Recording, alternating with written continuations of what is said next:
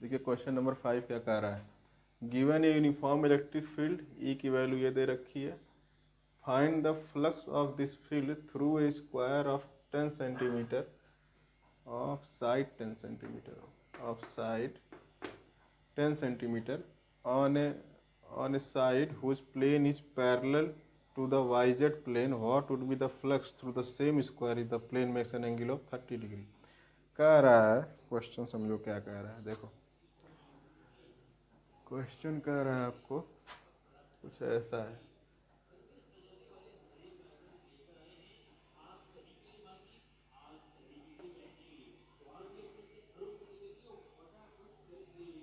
Question कुछ ऐसा है, कह रहा है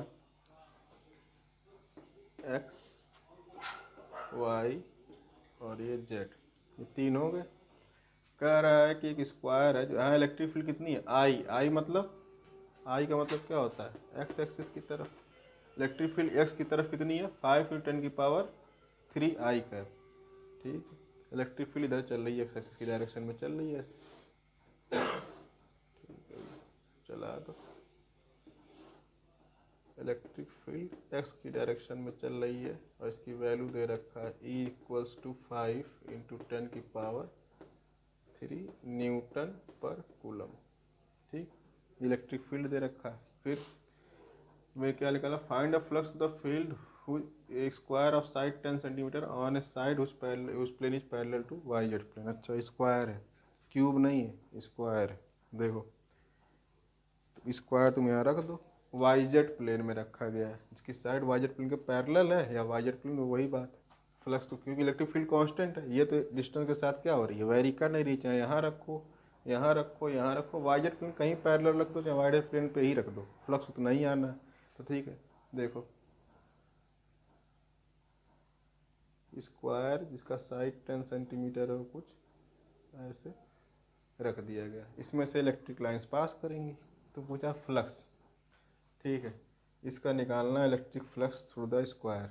इलेक्ट्रिक फ्लक्स क्या होता है, E.ds या E.s। ds जब तुम्हारा इरेगुलर शेप हो तो ds लेके इंटीग्रेट कर देते हैं, एक पॉइंट को लेते हैं ds और पूरे को इंटीग्रेट करके s निकाल लेते हैं, सरफेस का एरिया। अब देखो ds का मतलब क्या है, यार देखो ध्यान से, मान लो ये पूरा चौक का डिब्बा है, तो सरफेस वेक्टर या फिर एरिया वेक्टर भी इसको जो बोल देते हैं, कहीं कहीं ds दिखाता है, कहीं कहीं a से दिखाता है। तो इस प्लेन के परपेंडिकुलर जो होगा क्या होगा, एरिया वेक्टर। इस प्लेन के परपेंडिकुलर इधर का एरिया वेक्टर, इस प्लेन के परपेंडिकुलर इधर का एरिया वेक्टर, इधर के परपेंडिकुलर इधर, नीचे वाले का नीचे, इधर वाले का इधर। लेकिन अब इलेक्ट्रिक फील्ड लाइन क्योंकि स्क्वायर है, केवल ये पोर्शन स्क्वायर ऐसे रखा गया वाइजर प्लेन में, तो इलेक्ट्रिक फील्ड लाइन किसको कट कर रही है, स्क्वायर को कट कर रही है। वही निकालना तुम्हें flux through this square. Cube तो है नहीं, क्यूब होता अगर इलेक्ट्रिक फील्ड लाइन फिर चलती, इससे कोई फ्लक्स पास होता नहीं कि इलेक्ट्रिक फील्ड लाइन ऊपर वाले सरफेस को कट करती नहीं, इधर वाले को भी नहीं कट करती, इधर वाले कट नहीं करती। किसको कट करती, इधर वाले को और इधर वाले को, दो सरफेस आ जाते। ठीक, तो देखो केवल स्क्वायर है, तो तुम्हें पता है इलेक्ट्रिक फ्लक्स, लिख रहा हूँ यहाँ पर, जो फ्लक्स होता है वो होता है E.s। कोई दिक्कत नहीं। ठीक, ds कब लिखते हैं, जब इरेगुलर शेप की बॉडी इंटीग्रेट करना रहता है s को, तो इंटीग्रेशन ऑफ ds क्या होता है, s। ठीक है, E.s। पहले तो s निकाल लो, s कितना आएगा सर, s की वैल्यू कितनी आएगी, इसका सरफेस जो है इसका एरिया कितना आएगा, कितना आएगा देखो, क्योंकि दे रखा है साइड ऑफ स्क्वायर कितना 10 सेंटीमीटर और एरिया ऑफ स्क्वायर क्या होता है, ये 10 ये 10, तो क्या होगा 10 × 10 या फिर 100 आ गया, 100 सेंटीमीटर स्क्वायर।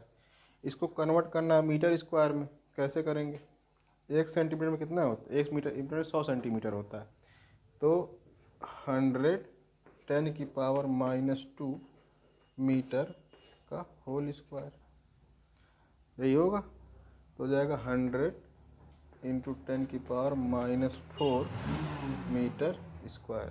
कोई दिक्कत नहीं।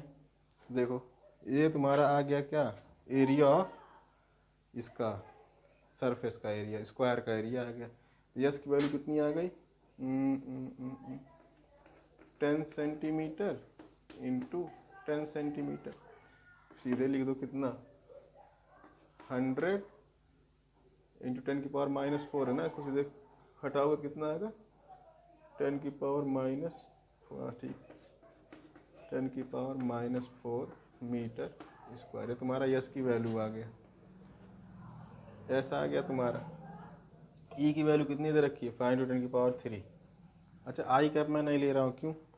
आई इंटू आई करोगे तो 1 ही आने वाला है, ये भी आई है वो भी आई की तरफ ही सरफेस वेक्टर, तो आई डॉट आई क्या होता है 1, कोई मतलब नहीं है। तो यस की वैल्यू अब तुम्हारे सामने ही आ गई, ठीक। तो तुम्हें निकालना का ई डॉट यस, ई तुमको दिया है, यस ये है, मल्टीप्लाई कर दो, काम खत्म। तो देखो flux through square is equal to, E की वैल्यू कितनी आ गई 5×10⁻3, 5×10⁻3 Newton per coulomb into 100×10⁻⁻4 metre square. कोई दिक्कत नहीं। देखो कितना होगा 500 10⁻⁻4 और 10⁻3 -1, 500 इंटू 10⁻⁻ में कितना 50, तो हो गया ये 50। कोई दिक्कत नहीं। Newton per coulomb metre square, Newton per coulomb metre square, या फिर स्क्वायर से लिखा हुआ दिखाई देता है क्या 50 न्यूटन मीटर स्क्वायर पर कूलम। और ये तुम्हारा क्या आ जाता है electric flux.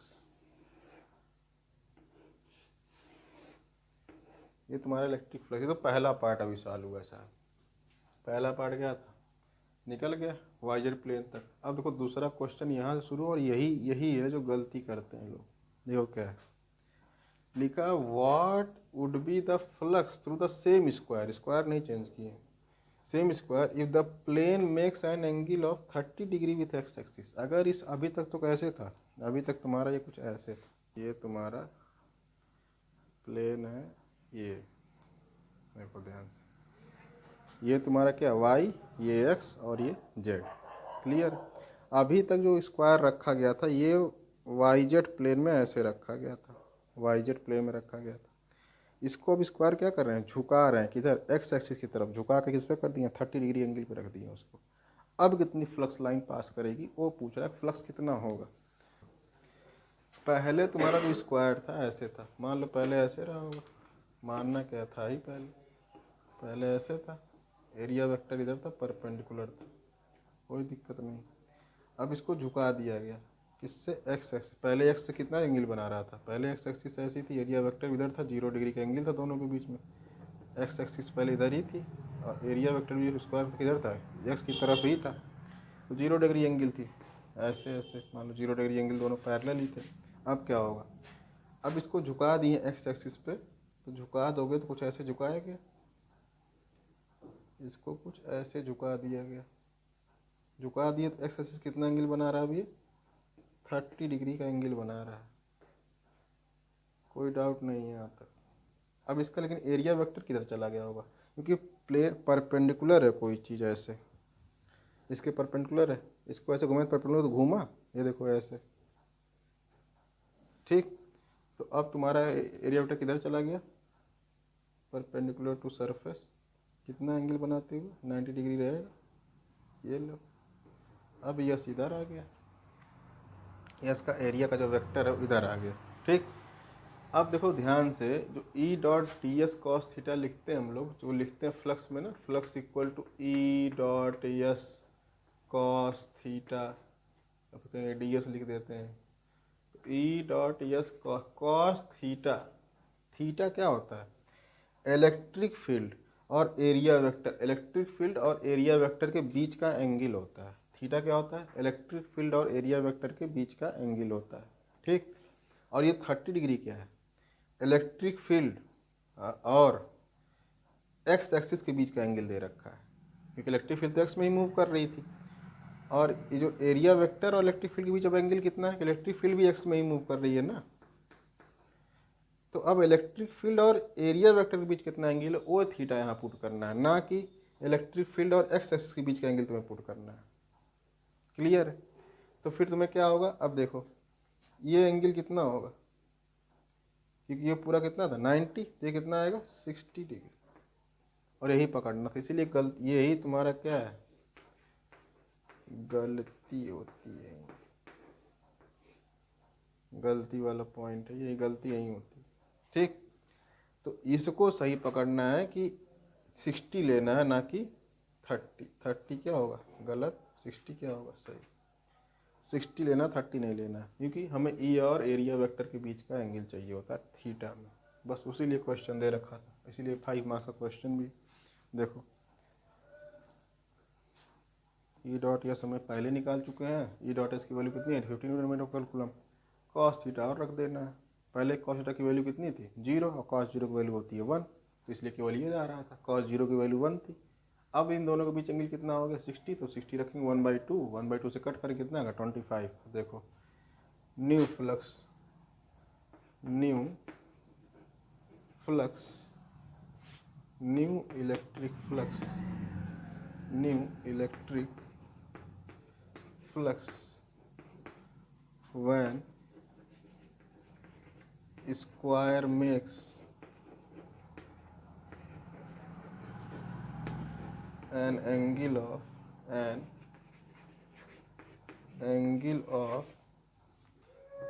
30 degree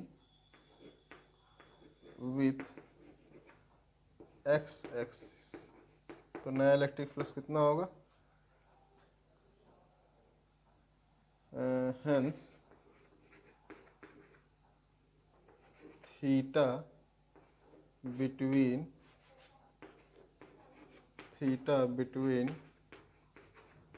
E and S vector equal to 60 degree.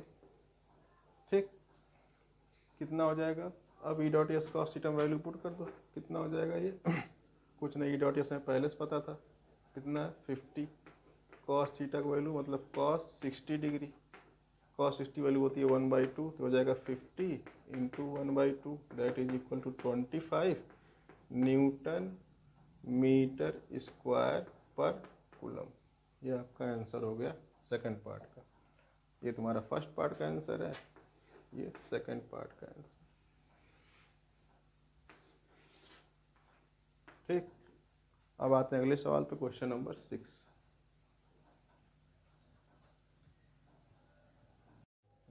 Question number 4 देखो क्या कह रहा है, 2 point charges of 1 microcoulomb and 4 microcoulomb are kept 30 cm apart. How far from 1 microcoulomb charge on the line joining two charges will the net electric field be 0? समझो, अगर दोनों identical होते, अगर दोनों चार्जेस आइडेंटिकल होते तो नेट इलेक्ट्रिक फील्ड 0 पे, centre पे क्या होती 0 हो जाती, लेकिन दोनों क्या अलग अलग हैं, एक 1 माइक्रोकूलम का है, दूसरा 4 माइक्रोकूलम का है, और 30 सेंटीमीटर दूरी पर रखेगा। पहले डायग्राम देख लो कैसे बनेगा, ये तुम्हारा +1 माइक्रोकूलम, एक ये है, दूसरा कितना है +4 माइक्रोकूलम, ये दोनों के बीच की दूरी कितनी है 30 सेंटीमीटर। ठीक है, ठीक 30 सेंटीमीटर ये भी है। तो अब देखो क्या करना है, इसमें बताना है नेट इलेक्ट्रिक फील्ड कहाँ 0 होगी। देखो तो अब बताना कहाँ से, ये भी लिखा हुआ, कहाँ से बताना है, how far from 1 coulomb, 1 coulomb से कितनी दूरी पे होगा ये हमको बताना। मान लिया कि 1 कूलम से x दूरी पे क्या होगा नेट इलेक्ट्रिक फील्ड 0, 4 कूलम से दूरी कितनी आ जाएगी 30 - x, कोई दिक्कत वाली बात नहीं। अच्छा, electric field due to a point charge क्या होता है, electric field due to a point charge q is given by q upon r²। कोई चार्ज है, उससे r दूरी पे अगर इलेक्ट्रिक फील्ड निकालनी है, यहाँ पर ये चार्ज कोई q है, तो इलेक्ट्रिक फील्ड क्या आती है q/r²। ठीक, तो 1 माइक्रोकूलम को से इलेक्ट्रिक फील्ड कितनी आएगी 1/x², 4 की वजह कितनी आएगी 4/30 - x², और नेट इलेक्ट्रिक फील्ड 0 चाहिए तुम्हें, नेट इलेक्ट्रिक फील्ड। अच्छा, मैं एक चीज़ में समझाना चाहूँगा, जब CBSE एक बार पूछी थी 1 नंबर में, पहले समझ लो, एक क्वेश्चन वही चीज़ है। देखो, जब भी दो आइडेंटिकल चार्जेज होंगे, जैसे मान लो प्लस है, ये भी प्लस है, यानी कि इलेक्ट्रिक फील्ड लाइंस कैसी ड्रॉ होती हैं, कुछ ऐसे ड्रॉ होती है, प्लस से अवे, प्लस से अवे, क्योंकि दोनों रिपल्सन कर रहे हैं एक दूसरे का, दोनों क्या कर रहे हैं एक दूसरे को रिपल, तो कुछ ऐसे बनता है, दोनों दूसरे को रिपेल करते हैं, कहीं दूसरे को कट नहीं करेंगे, इलेक्ट्रिक फील्ड लाइंस कभी दूसरे को कट नहीं करते। समझ में आई बात? दोनों क्या करेंगे, दूसरे को रिपेल करेंगे। क्यों? इलेक्ट्रिक फील्ड कहीं सेंटर पे क्या होगा, दोनों अगर तो आइडेंटिकल हैं दोनों, सेंटर पे इलेक्ट्रिक फील्ड क्या आएगी, जीरो। सेंटर पे इलेक्ट्रिक फील्ड लाइन होंगी ही नहीं, तो जीरो आएगा। अच्छा, अगर ये बड़ा होता, मान लो ये वाला जो चार्ज है तुम्हारे पास, जैसे उसमें दे रखा है ये 1 माइक्रोकूलम और ये 4 माइक्रोकूलम में, तो सेंटर पे तो जीरो नहीं होगा, फिर कहीं दूरी होगी दोनों के बीच की। वो कैसे बनेगी, देखो जो 4 माइक्रोकूलम मान लो यहाँ पे बड़ा वाला चार्ज है, ये यहाँ है, तो ये जितना इंटेंसिटी ऑफ इलेक्ट्रिक फील्ड ये छोटा वाला इतने ही दूरी पे दे दिया है, ये वाले की इंटेंसिटी ज़्यादा होगी, और इसका जो फील्ड होगी कहीं यहाँ जाके रिपेल हो रही होगी, ऐसे।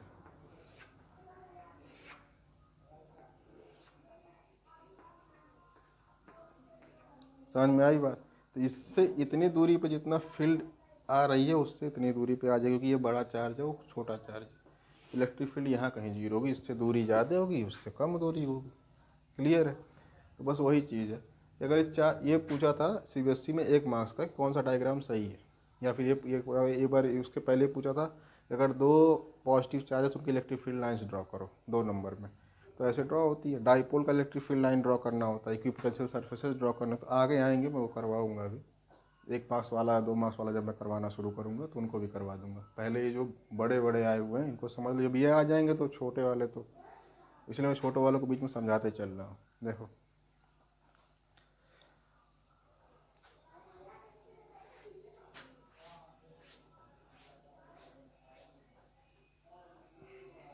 क्या है, इलेक्ट्रिक फील्ड यहाँ कितनी होगी, क्या होगा, 1/4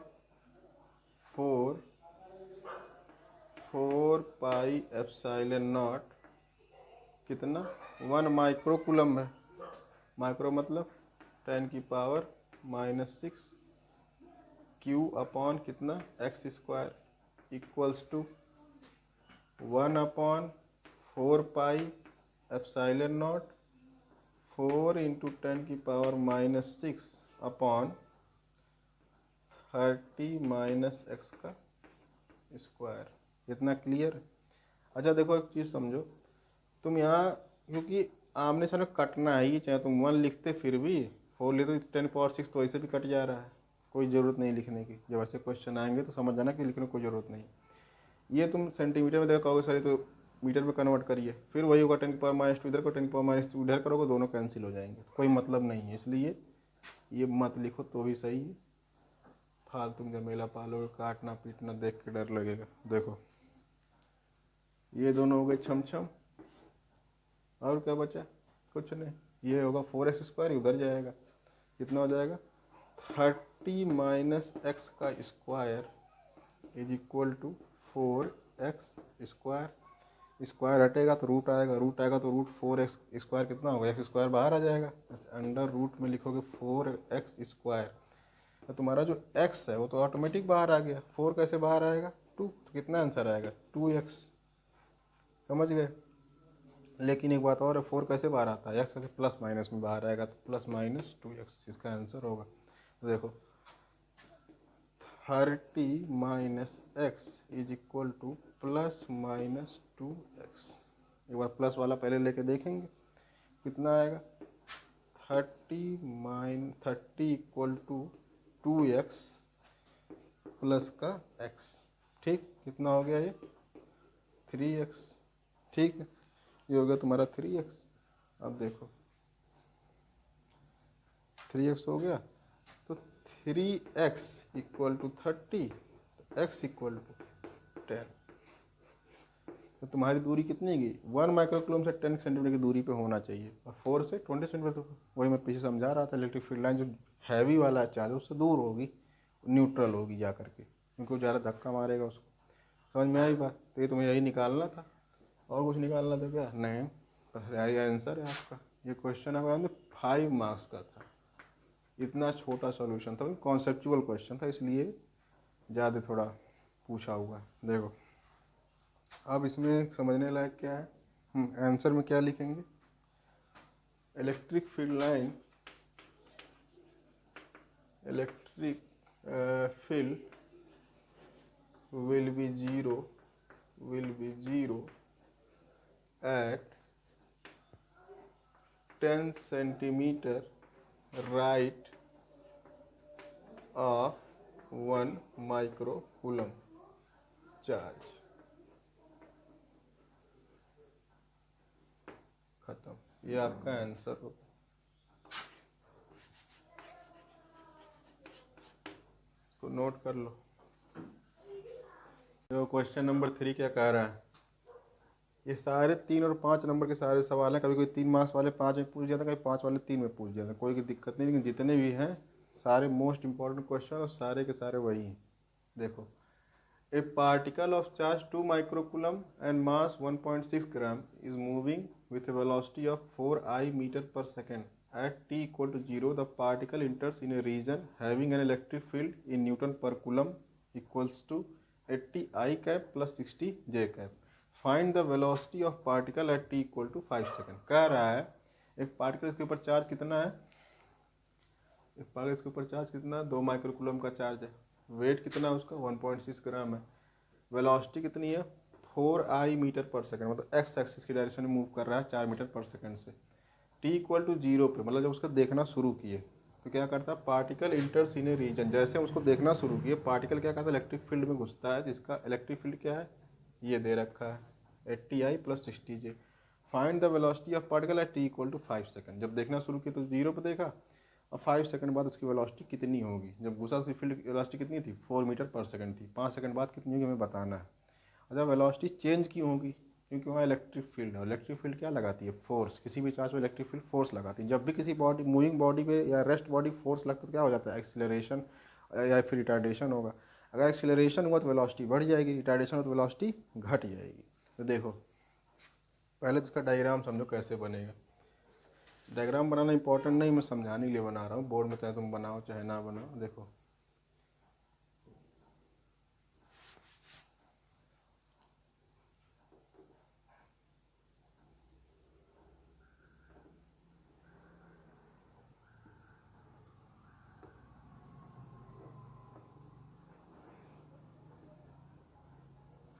ये एक्स एक्सिस, ये तुम्हारी वाई एक्सिस और ये जेड एक्सिस, ठीक है।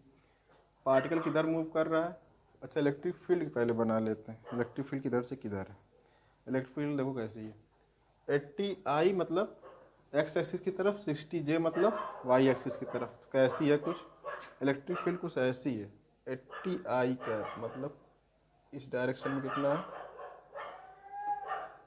80, इस डायरेक्शन में कितना है 80 से कुछ कम 60,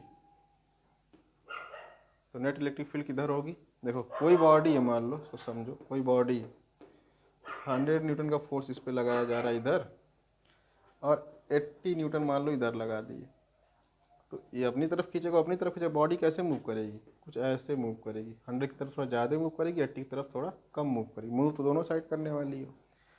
तो जब इलेक्ट्रिक फील्ड है और पार्टिकल जब इस फील्ड में एंटर किया है, अच्छा इलेक्ट्रिक फील्ड अब रिजल्टेंट किधर आएगा, इलेक्ट्रिक फील्ड का जो रिजल्टेंट आने वाला किधर आने वाला है, कुछ इधर आएगा ऐसे, इलेक्ट्रिक फील्ड कुछ इस डायरेक्शन में ऐसे ऐसे चल रही होगी,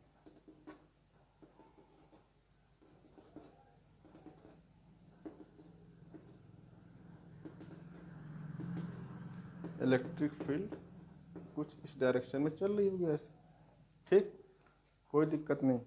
अब देखो आगे, चार्ज जो है, चार्ज 1.6 ग्राम है, 2 माइक्रोकूलम का चार्ज है, तो 2 माइक्रोकूलम का चार्ज है, 1.6 ग्राम है, यक्स की वैल्यू 0 नहीं लिखा कि यक्स इक्वल टू 0 पर मूव करना शुरू किया, लिखा टी इक्वल टू, जब देखना शुरू किए तब उस समय उसको जब देखते हैं तो क्या लिखते हैं उसको T0 मानते हैं, जब किसी बॉडी को मूव देखना शुरू करते हैं मोशन को, तो टी इक्वल टू 0 पर कितनी वेलोसिटी थी 4 I मीटर पर सेकेंड, 4 इस डायरेक्शन में एक्स एक्सिस की तरफ। एक्स एक्सिस किससे दिखाया जाता है? आई कैप से। वाई किससे दिखाया जाता है? जे कैप से। हाँ, इसको के कैप से। ठीक, इतना क्लियर है। बॉडी किधर मूव करना शुरू कर रही है? एक्स एक्सिस की तरफ। कितने से? 4 मीटर पर सेकेंड। कोई दिक्कत नहीं। ठीक, इलेक्ट्रिक फील्ड किधर है? इस डायरेक्शन में लग रही है। कोई एंगल बना रही है एक्स एक्सिस से अपना मूव, इलेक्ट्रिक फील्ड उधर है। अच्छा, किसी भी चार्ज पे लगने वाला फोर्स इलेक्ट्रिक फील्ड की वजह से, किसी भी चार्ज पे लगने वाला force due to electric field कितना होता है? फोर्स जो होता है कितना लगता है? Q इंटू ई, बॉडी पे चार्ज और इलेक्ट्रिक फील्ड का मल्टीपल। ठीक, तो इस पर फोर्स लगना शुरू होगा। अब किसी भी मूविंग बॉडी पे अगर फोर्स लगना शुरू हो जाए तो या तो बॉडी रुकेगी, या तो बॉडी और स्पीड बढ़ जाएगी या स्पीड घट जाएगी, या तो एक्सेलरेशन होगा या रिटार्डेशन होगा। दो ही चीज़ हो सकती है। क्योंकि ये पॉजिटिव है, पॉजिटिव चार्ज पे इलेक्ट्रिक फील्ड की डायरेक्शन में फोर्स लगता है, ये हमें पता है।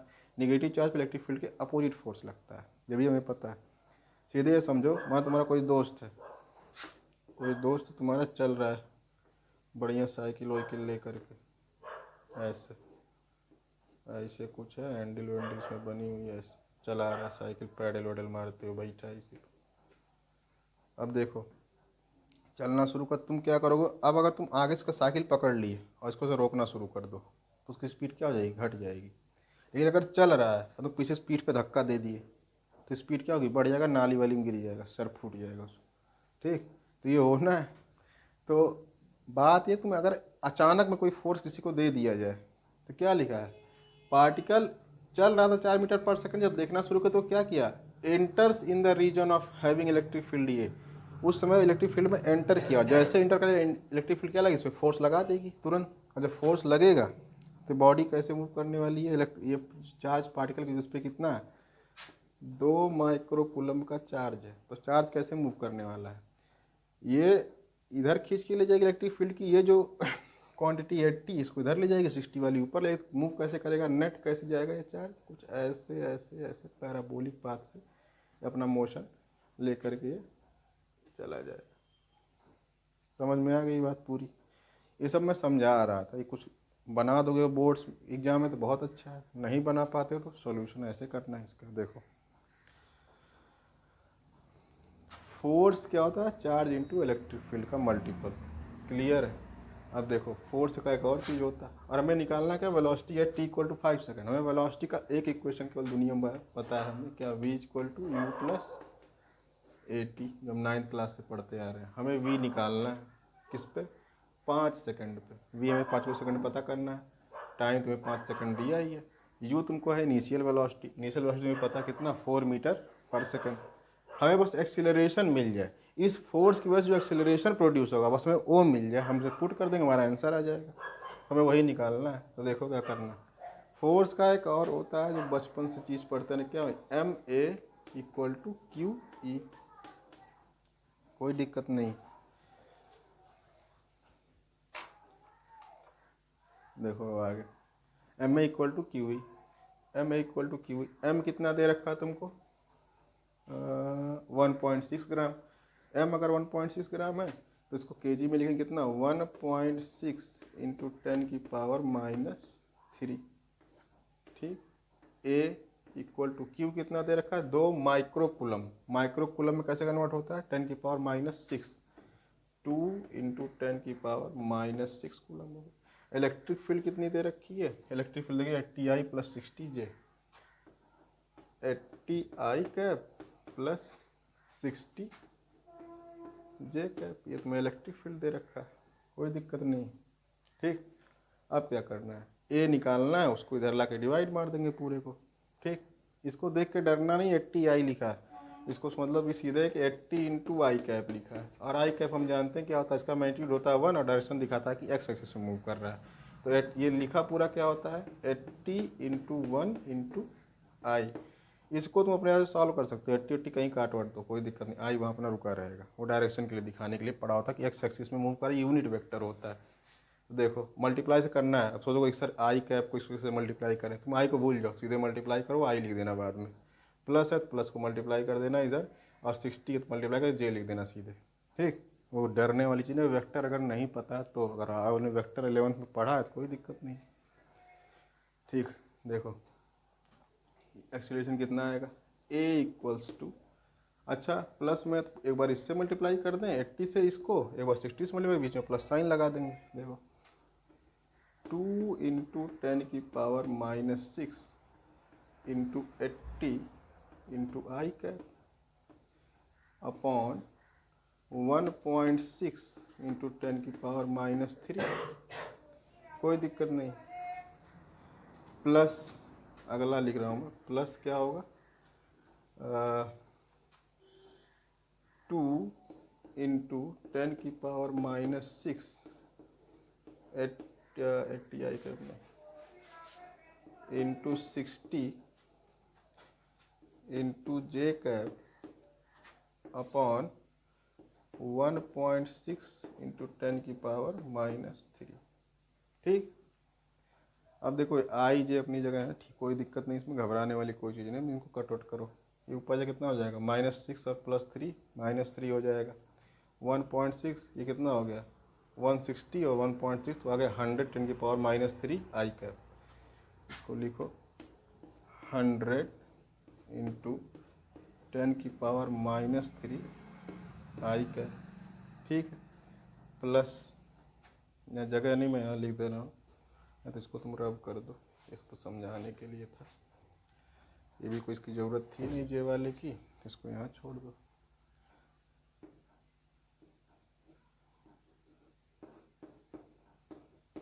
ठीक, प्लस इसमें देखो क्या करेंगे, ये भी 10⁻³ हो जाएगा 120 और इससे कटेगा 16 20 75 आएगा। 75 इंटू 10⁻³ जे कैप। ठीक, ये तुम्हारा क्या आ गया एक्सीलरेशन की वैल्यू। तुम्हें एक्सीलरेशन मिल गया। एक्सीलरेशन मिलने के बाद क्या करना है, कुछ नहीं करना साहब, इसमें पुट कर देना उठा करके, क्योंकि हमें यू पता है 4 मीटर पर सेकंड, आई कैप 4 आई कैप है, ये तुम्हें मिल गया आई जे में। टी तुम्हें कितने निकालना है 5 सेकंड पे निकालना, टी 5 पुट कर देना, वी तुम्हें मिल जाएगा, काम खत्म। अगला स्टेप देखो इसका कैसे करेंगे, ये नोट कर लिया है, देखो मूल्य में पुट कर देंगे।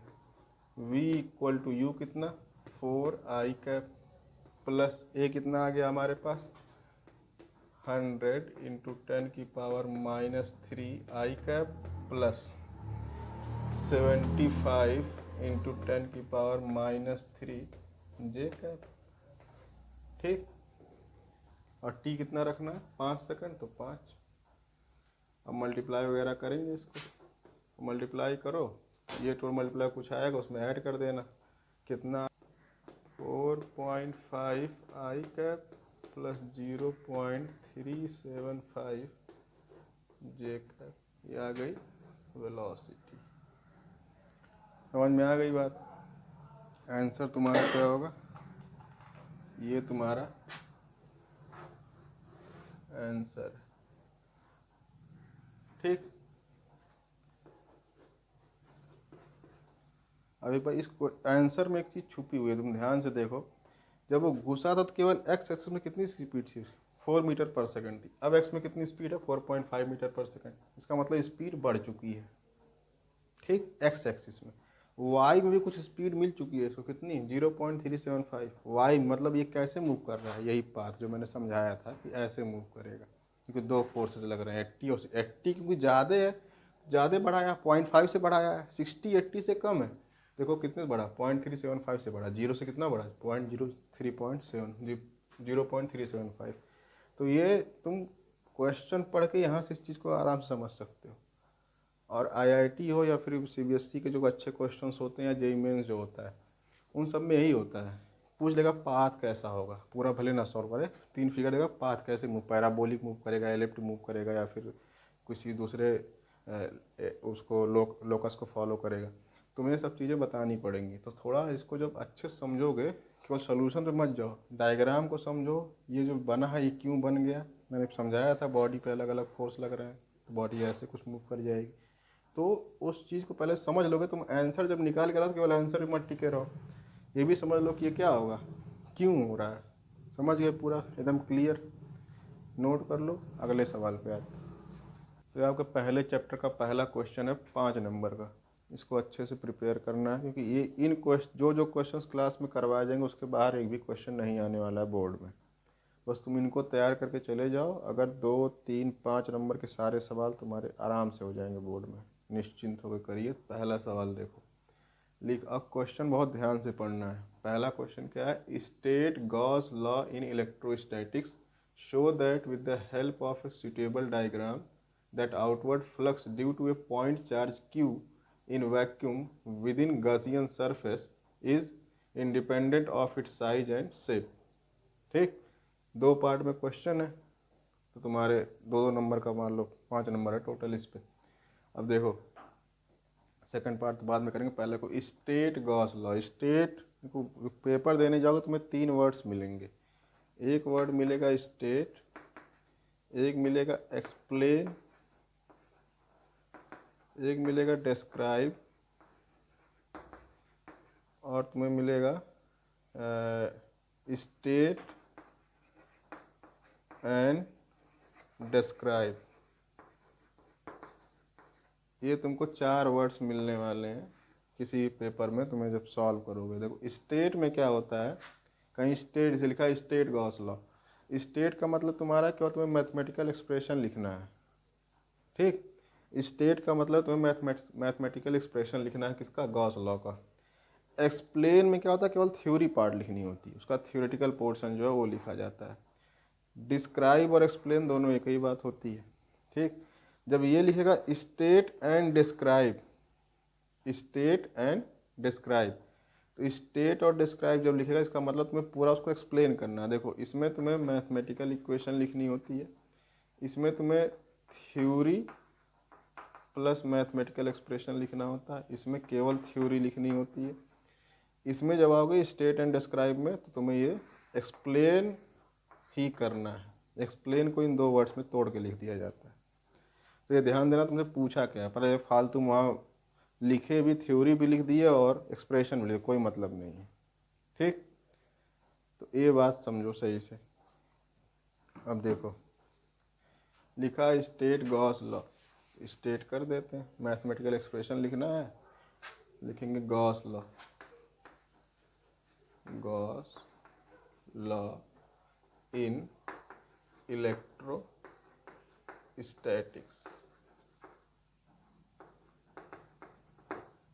क्या होगा, flux is equal to E dot ds। ठीक, या फिर एक तो और है क्या, Q inside upon epsilon not. ये तुम्हारे गॉस लॉ का एक्सप्रेशन हो गया मैथमेटिकल फॉर्म में।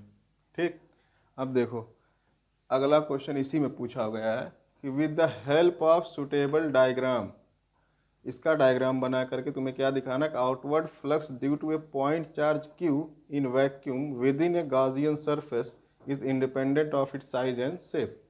ठीक, मतलब तुम्हें इसका डायग्राम बना के दिखाना कि साइज शेप पे फ्लक्स डिपेंड नहीं करता है। तो उसके लिए क्या करेंगे, तुम पहले क्यूब बना के दिखा दो।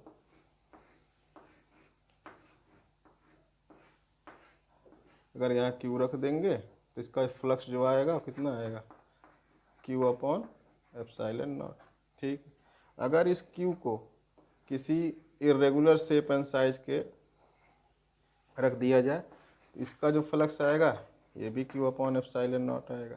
ठीक है, इसकी किसी ट्रायंगुलर बॉडी में भी रख दें तो ही फ्लक्स कितना आएगा, क्लोज ट्रायंगुलर मतलब प्रिज्म समझ लो, तो ये आएगा तुम्हारा क्यू अपॉन एप्सिलॉन नॉट। इससे तुमने दिखा दिया कि इसमें फ्लक्स उतना ही आने वाला है, इस बॉडी में फ्लक्स उतना ही आने वाला है, इस बॉडी में फ्लक्स उतना ही आने वाला है, ये तुमने शो कर दिया।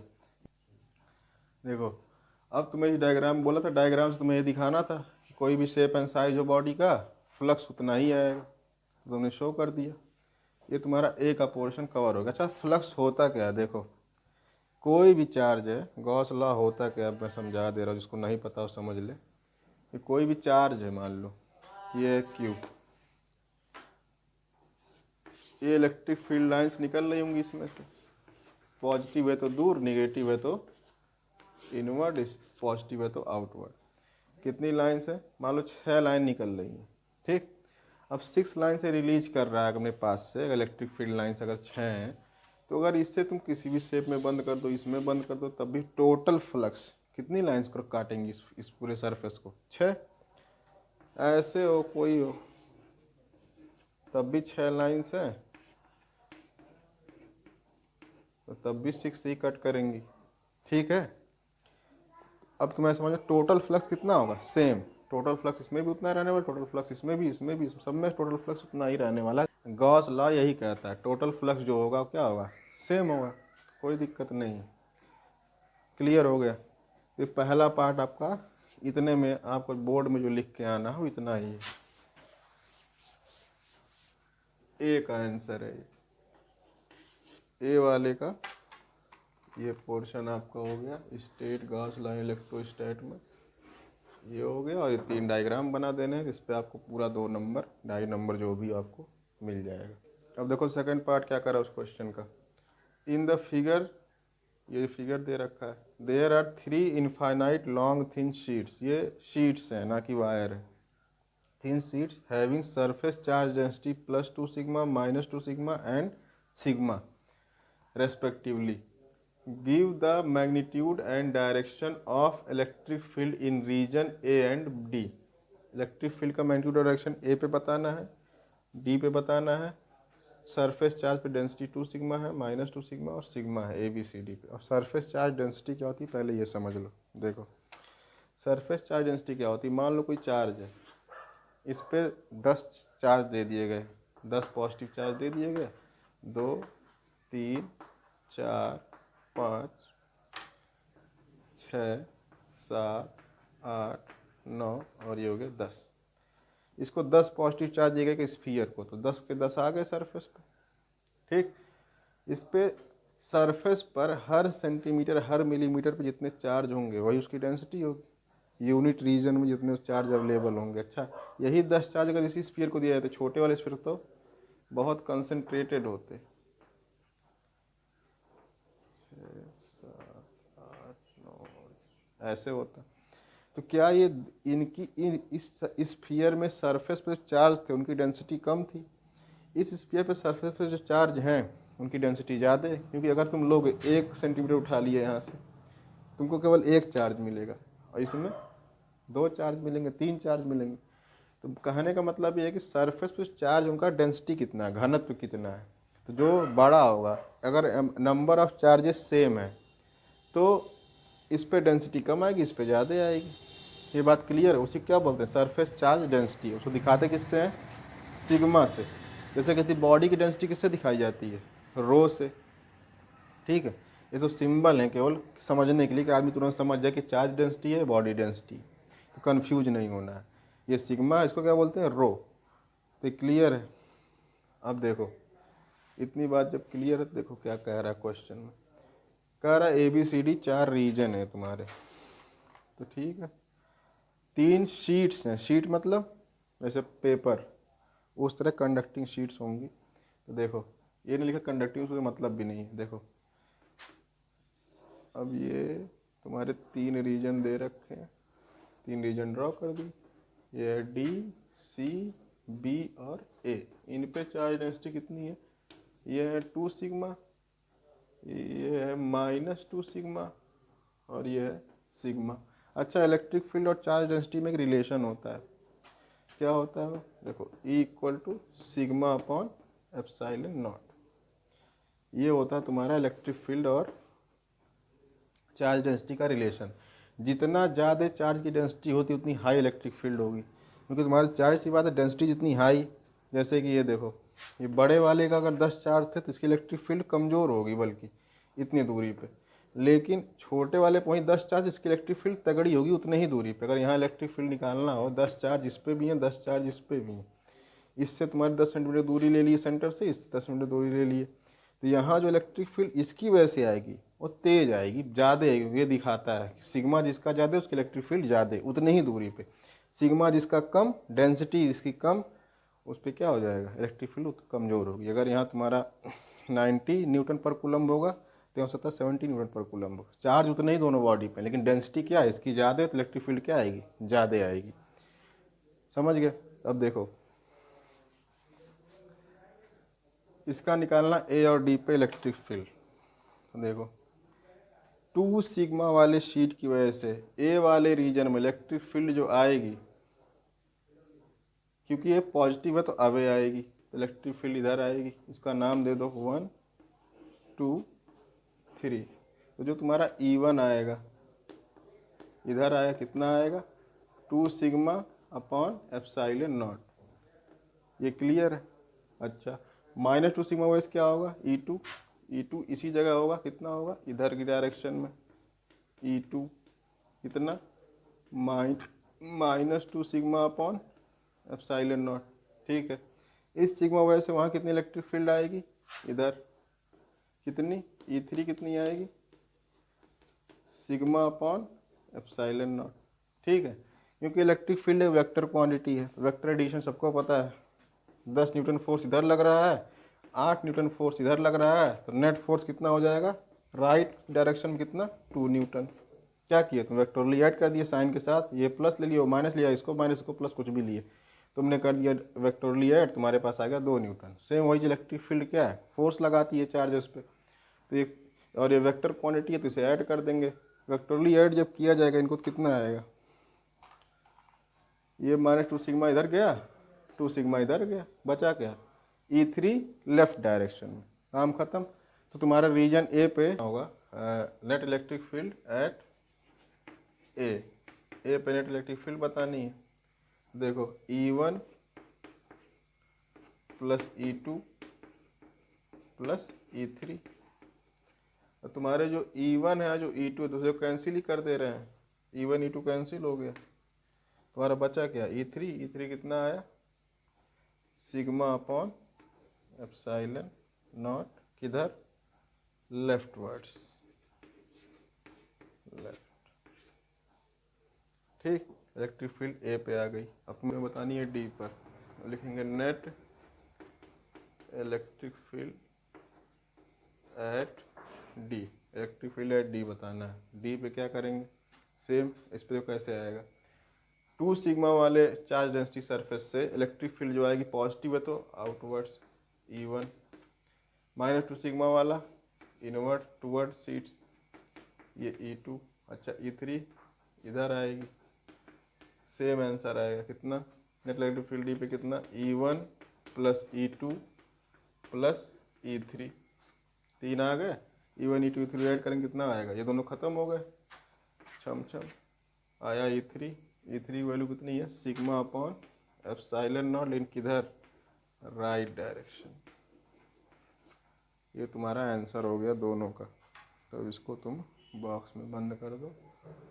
ये तुम्हारा ए का इलेक्ट्रिक फील्ड आ गई, ये तुम्हारे डी की इलेक्ट्रिक फील्ड है। ये तुम्हें निकालना था, खेल खत्म, 5 नंबर आपके तैयार। देखो क्वेश्चन नंबर 2 क्या है, 2 identical point charges Q each, 2 charges हैं आइडेंटिकल मतलब एक जैसे हैं, पॉइंट चार्ज हैं Q उन सब पे चार्ज है, kept 2 metre apart in air. A third point charge Q of unknown magnitude, इसका मैग्नीट्यूड नहीं पता है, and sign is placed on the line joining the charges such that the system remains in equilibrium, find the position and nature of Q। Question में क्या क्या दे रखा है, 2 आइडेंटिकल पॉइंट चार्ज हैं Q हैं, दोनों 2 मीटर अपार्ट रखे गए हवा में, और तो तीसरा चार्ज Q उसका मैग्नीट्यूड हमें नहीं पता है ना, उसका साइन पता है पॉजिटिव है या नेगेटिव है, हमें दोनों बताना है। और हमको ऐसा Q को रखना है दोनों के बीच में कि सिस्टम क्या रहे इक्विलिब्रियम में रहे। तो देखो कैसे करेंगे, ये एक तुम्हारा है Q, एक दूसरा Q, इन दोनों के बीच की जो दूरी आइडेंटिकल है मतलब बिल्कुल एक जैसे, साइज शेप साइन सब कुछ सेम है। अब देखो इन दोनों के बीच दूरी कितनी है 2 मीटर, डिस्टेंस जो रखा है दोनों चार्ज को 2 मीटर। एक तीसरा चार्ज रखना है, कितना Q है जिसका मैग्नीट्यूड नहीं पता, साइन भी नहीं पता है, रखना कहाँ है लाइन ज्वाइनिंग द चार्जेस, जो लाइन चार्जेस को ज्वाइन कर रही है उस लाइन पे Q को प्लेस करना है, और हमें बताना है कि इस सिस्टम इक्विलिब्रियम पर है और पोजीशन कहाँ पे Q को रखा जाए, Q को किस जगह रखा जाए, और उसका नेचर क्या हो, प्लस हो या माइनस हो। देखो जब भी आइडेंटिकल होगा ना तो तुम्हें हमेशा बीच में रखना है। अगर ये क्यू है, ये भी क्यू है, साइज से बराबर बीच में आएगा। 1 मीटर आंसर आने वाला है, देख के लग रहा है। और ये क्वेश्चन 5 मार्क्स का था, तो ये तो पता चल जाता है वैसे भी। अब देखो नेचर कैसे पता करेंगे, प्लस आएगा या माइनस आएगा। देखो अगर तुम प्लस रख रहे हो, अभी तो हमको पता है कि बीच में आएगा, कि हम कहीं मान लेंगे, मान लो यहाँ रख रहे हैं इसको, क्यू को यहाँ रख रहे हैं, पॉजिटिव है अगर ये, तो क्या होगा, इसको मान लो 1, इसको मान लो 2, तो इस पर जो ये रिपल्सिव फोर्स लेके इधर लगेगा, इस डायरेक्शन में F1 इधर लगेगा, इसकी वजह से इस पर रिपल्सन किधर लगेगा, इधर F2। तो देखो जैसे ही क्यू को यहाँ रखोगे, ये पूरा सिस्टम इक्विलिब्रियम में नहीं रह पाएगा। क्यों, एक दूसरे को सब रिपल करना शुरू कर देंगे। जो रिपल्सन करना शुरू कर देंगे तो ये क्यू इस क्यू को धक्का देना शुरू कर देगा, ये क्यू इस क्यू को भी धक्का दे ही रहा हो, रिपल कर रहा है, ये भी रिपल करेगा। और जैसे इसको रखो, हल्का सा अगर इधर करोगे, ये तुरंत इस चार्ज को भगा देगा। अगर ये हैवी मैग्नीट्यूड हुआ, ये कमज़ोर हुआ, तो इक्विलिब्रियम में सिस्टम नहीं रहेगा। इक्विलिब्रियम में कब होता, इसको इधर करते फिर वहीं पहुंच जाता। जैसे देखो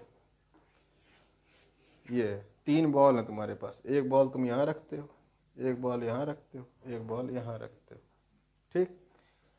इस बॉल को अगर तुम ऐसे फूंक दो, ये हल्का सा धक्का दे दो, ये एक बार नीचे गिरा, इधर या इधर कहीं भी तुम गिरा दो, तो क्या फिर से वहाँ पहुँच सकता है, नहीं। क्यों, तो इक्विलिब्रियम में नहीं, इक्विलिब्रियम में है लेकिन ये अनस्टेबल इक्विलिब्रियम में है। इक्विलिब्रियम इसका स्टेबल नहीं है, ये रुका हुआ तो है। और फिजिक्स में जब भी इक्विलिब्रियम की बात, ये केमिस्ट्री के पोर्शन है, केमिकल काइनेटिक्स में, कि रिएक्शन इक्विलिब्रियम में है, स्टेबल इक्विलिब्रियम में, अनस्टेबल इक्विलिब्रियम। फिजिक्स में जब भी इक्विलिब्रियम केवल लिखेगा, खासकर चार्जेस के केस में, तो मैं ये समझना है कि वो स्टेबल इक्विलिब्रियम की बात कर रहा है। मतलब अगर इस चार्ज को प्रेस करके यहाँ ले जाए, इस बॉडी को प्रेस करके यहाँ ले गए, तो फिर ये ऐसे ऐसे करेगी, फिर यहाँ आके रुक जाएगी। ये स्टेबल इक्विलिब्रियम है, जो अपना पोजीशन फिर से रिट्रेस करके आ जाए, उसको बोलते हैं इक्विलिब्रियम में है। क्लियर है। तो अब यहाँ चार्ज अगर हटाओगे तो ये तुरंत कुछ ना कुछ में गड़बड़ी होगी और कोई ना कोई चार्ज इसको रिपल्सन से भाग जाएगा, ठीक। तो स्टेबल इक्विलिब्रियम में चाहिए, इसलिए इसका क्या होना चाहिए, निगेटिव होना चाहिए। किस लिए, देखो अगर Q निगेटिव हुआ तो क्या होगा, अगर Q निगेटिव है, माइनस Q है, तो ये जो प्लस Q है, इसको किधर फोर्स लगाएगा, इधर F2 इधर और F1 इधर, F2 इधर और F1 इधर। तो क्या होगा, अगर इसको तुम इधर लेके आओगे तो F1 उसे अपने तरफ खींचेगा, क्योंकि दोनों का क्या है, सेम पावर है।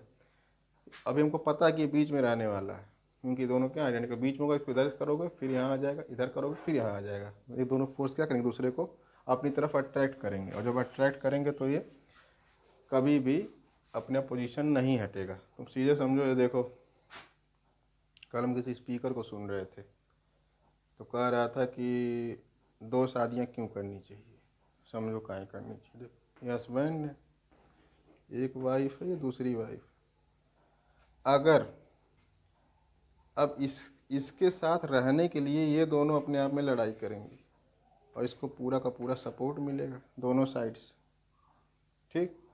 लेकिन अगर केवल ये और ये रहे, तब लड़ाई भी इसी से होगी, सब कुछ इसी से होगा, लड़ाई झगड़ा मारपीट सब। तो फायदा है कि 2 शादियाँ करेंगे, ये दोनों इसके साथ रहने के लिए अपने में ही लड़ेंगे। तो सीधी बात यह है कि जब 2 आइडेंटिकल चीज़ें हैं तो इनके बीच क्या आना चाहिए, अलग।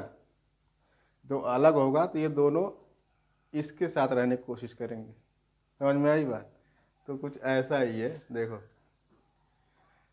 अब फोर्स निकाल लो। कह रहा है कि कहाँ पे रखा जाए, क्यू को कहाँ रखा जाए, किस जगह रखा, सच that the system remain equilibrium. Position और मैग्नेट नेचर तो पता कर लिया, माइनस में आने वाला।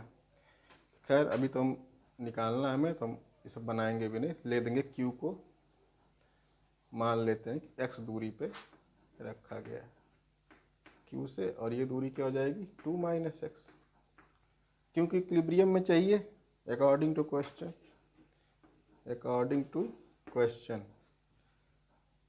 ये तुम्हारा 1/4 pi epsilon naught Q upon x square is equal to 1/4 pi epsilon not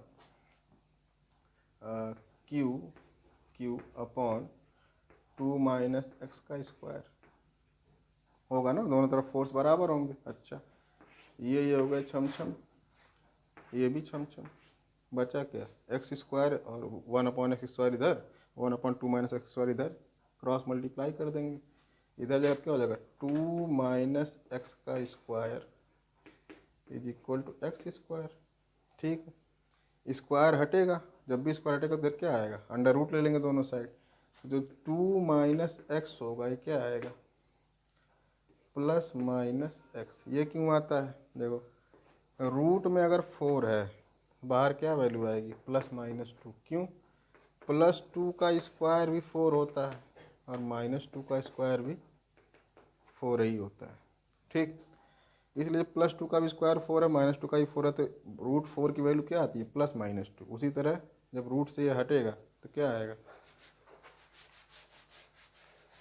हमारी वैल्यू क्या आएगी, सेम +-x। अब x निकालना तो एक बार प्लस लेके कर देंगे और माइनस लेके कर देंगे। तो प्लस लेते हैं, देखो 2 - x = x। x इधर है क्या हो जाएगा, 2x। x इधर क्या हो जाएगा, 2x। 2x = 2, x = 1। देखो आया ना बीच में, 2 मीटर था, x की वैल्यू कितनी आ गई, 1। मतलब x यहाँ कहीं होगा, बीचों बीच आ गया क्यों, तुम्हारा गेम यहाँ खत्म। अच्छा माइनस ले, माइनस क्यों नहीं लेंगे, देखो माइनस वाला भी चेक कर लेते हैं। 2 - x बराबर अगर -x लोगे तो क्या हो जाएगा, 2 = 0, जो कि कहीं पॉसिबल है ही नहीं। 2 0 बराबर थोड़ी, 2 तो 2 है, तो माइनस नहीं लेंगे, प्लस वाला केवल लेंगे। x की वैल्यू कितनी आ गई, 1। तो लिख देंगे hence charge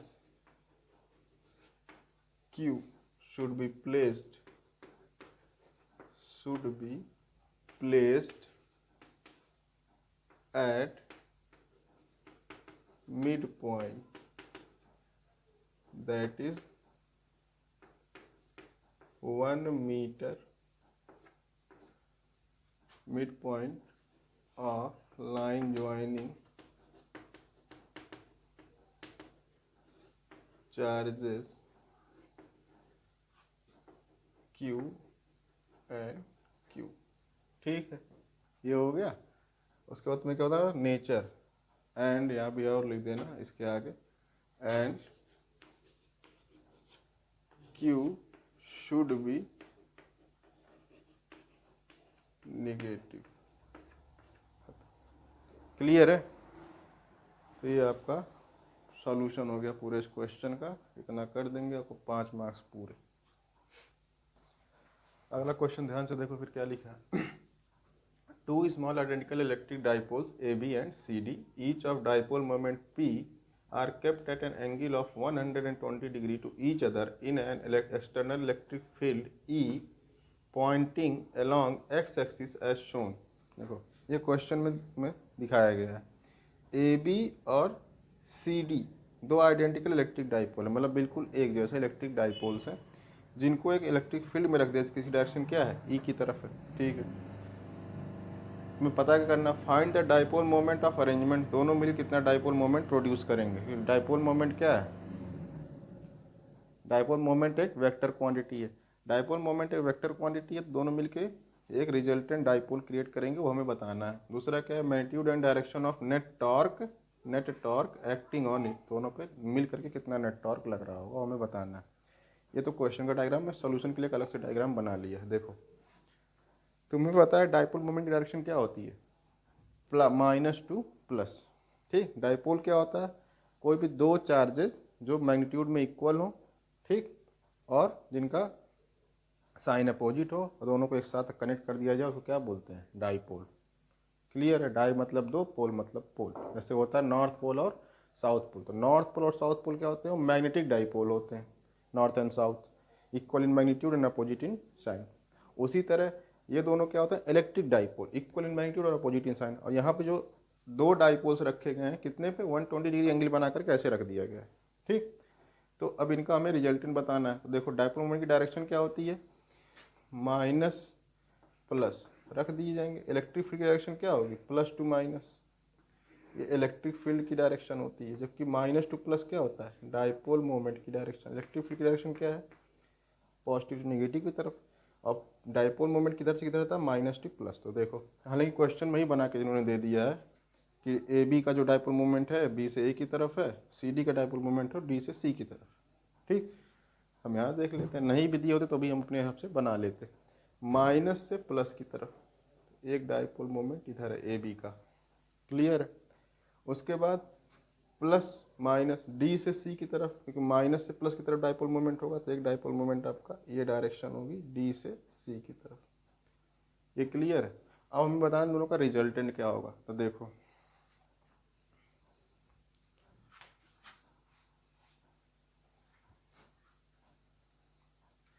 dipole moment of A B, हमें दे रखा है कितना है पी, दोनों का डाइपोल मोमेंट सेम है, यहाँ लिखेंगे dipole moment of A B is equal to, मान लो इसको P1 मान लो, P1 एंड इक्वल, मैग्नीट्यूड हमें पता है कितना है P, दोनों का मैग्नीट्यूड P है तो P ही होगा। और हाँ देखो किस डायरेक्शन में है, B से A की तरफ, B से A की तरफ, मतलब किसमें, J कैप की तरफ, ये J कैप है, ये तुम्हारा क्या है I cap, J cap I cap minus I cap minus J cap, तो सबको पता है, तो क्या होगा ये P J cap, clear, A B का डाइपोल मोमेंट है। अच्छा अब सी डी का डाइपोल मोमेंट बताना भाई साहब, ये कैसे बताएंगे सी डी का डाइपोल मोमेंट कितना है, ध्यान से देखोगे अगर तो एक वेक्टर है जो एक्स एक्सिस से कितना एंगल बना रही है, अगर ये 120 है, अगर पूरा 120 है तो ये इतना कितना होगा 90, इतना कितना होगा 30 डिग्री, और जब 30 होगा रिजोल्यूशन ऑफ वेक्टर अगर करेंगे तो ये जो इसका डाइपोल मोमेंट P है, P दोनों का डाइपोल मोमेंट है, तो सी डी का डाइपोल मोमेंट P है, किधर से डी से सी की तरफ, तो जो वेक्टर है वो क्या होगा, एक तुम्हारा रिजॉल्व हो जाएगा यहाँ पर किसमें P cos 30 डिग्री, क्लियर है, P cos 30 degree, P cos 30 degree. दूसरा रिजोल्यूशन कहाँ होगा, ये कहाँ पे P sin 30 डिग्री, कोई दिक्कत नहीं, कोई दिक्कत नहीं, रिजोल्यूशन तो कर लेंगे ना, इधर P cos 30 डिग्री, इधर क्या आ गया P sin 30 degree, P sin 30 degree, ठीक है।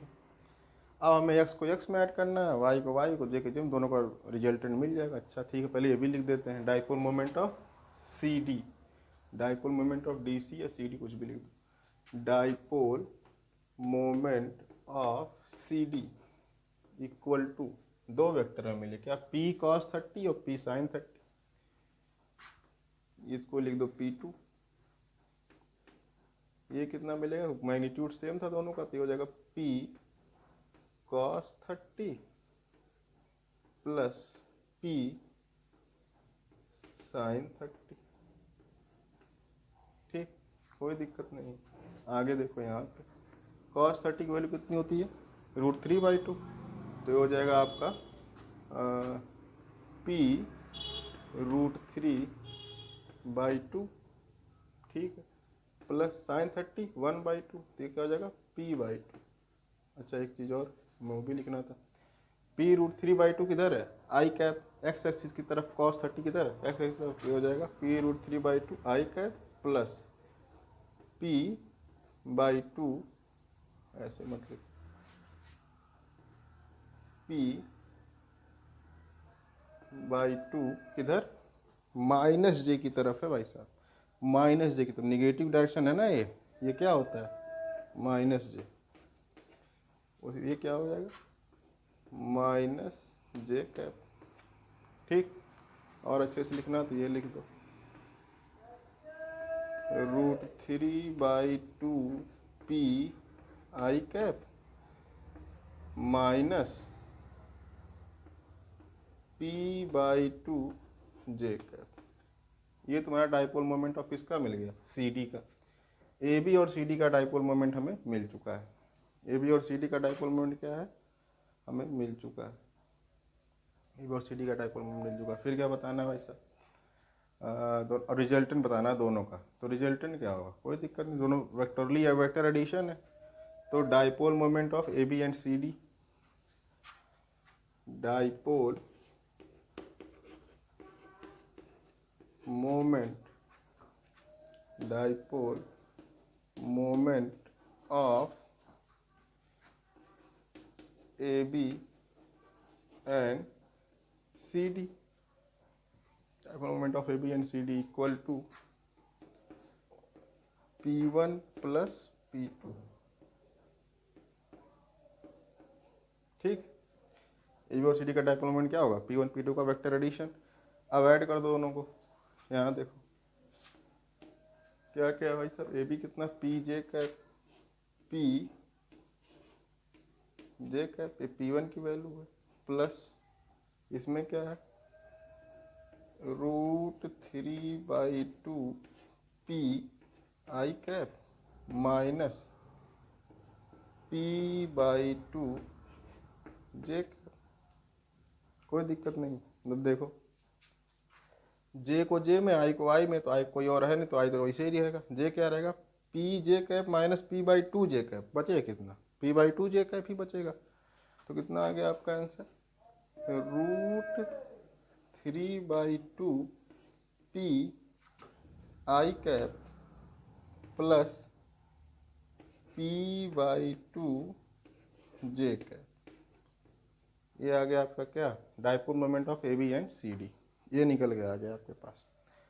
अब देखो मैग्नीट्यूड बताना है, अगर तुम्हें मैग्नीट्यूड बताना है, नेट मैग्नीट्यूड कितना आएगा, तो इन दोनों क्या होगा, ऐड कर देंगे। तो जो तुम्हारा dipole moment of A B C D का मैग्नीट्यूड आएगा, अगले लाइन से लिखेंगे इसको, ये नोट कर लो पहले, इतना सब क्लियर है। अब देखो इसका जो तुम्हारा आएगा dipole moment of A B and C D P1 P2, तो नेट डाइपोल तुम्हें पता चल गया P। अब मैग्नीट्यूड ऑफ P निकाल लो, मैग्नीट्यूड ऑफ P कैसे दिखाएंगे, ऐसे, magnitude of P is given by under root क्या क्या, आई और जे का स्क्वायर करके ऐड कर देते हैं। A equal to X I cap plus Y J cap क्या होता है, X under root X square plus Y square, magnitude of A वही चीज़ है, मैग्नीट्यूड ऑफ P निकालना तो क्या हो जाएगा, अंडर रूट इन दोनों का स्क्वायर, तो √3/2 P स्क्वायर प्लस P/2 का स्क्वायर, कितना आ जाएगा, ये हो जाएगा √3/4 P square plus P square by 4, फिर कितना आ जाएगा 4, 3P square plus P square 4P square. ठीक, 4 खत्म, क्या बचेगा P। तो जो मैग्नीट्यूड ऑफ वेक्टर P आ गया वो कितना आ गया P। तो मैग्नीट्यूड हमने निकाल लिया। अब हमें डायरेक्शन बतानी पड़ेगी। डायरेक्शन मतलब क्या बताना था, स्लोप या tan थीटा बताना होता है। tan थीटा क्या होता है, tan theta is equal to y/x, that is equal to y कितना है P/2, x कितना है √3/2 P, ये कितना आ जाएगा आपका, ठीक है, ये तुम्हारा कितना 30 डिग्री आ गया। ठीक, tan थीटा की वैल्यू कितनी आ गई 30 डिग्री आ गई, खत्म। तो तुम्हारा मैग्नीट्यूड P आ गया 30 डिग्री किससे, फ्रॉम x एक्सिस, मतलब नेट जो इन दोनों का आएगा रिजल्टेंट वो किधर आएगा 30 डिग्री फ्रॉम x एक्सिस। ठीक, अच्छा ये कैसे है, ये कैसे है, देखो इधर कैसे आएगा, P/2 है √3/2, तुम ऐसे लिख लो ना, P/2 और √3 P/2 लिखा है तो हो जाएगा 2/√3P, ये खत्म, ये खत्म, कितना आएगा 1/√3।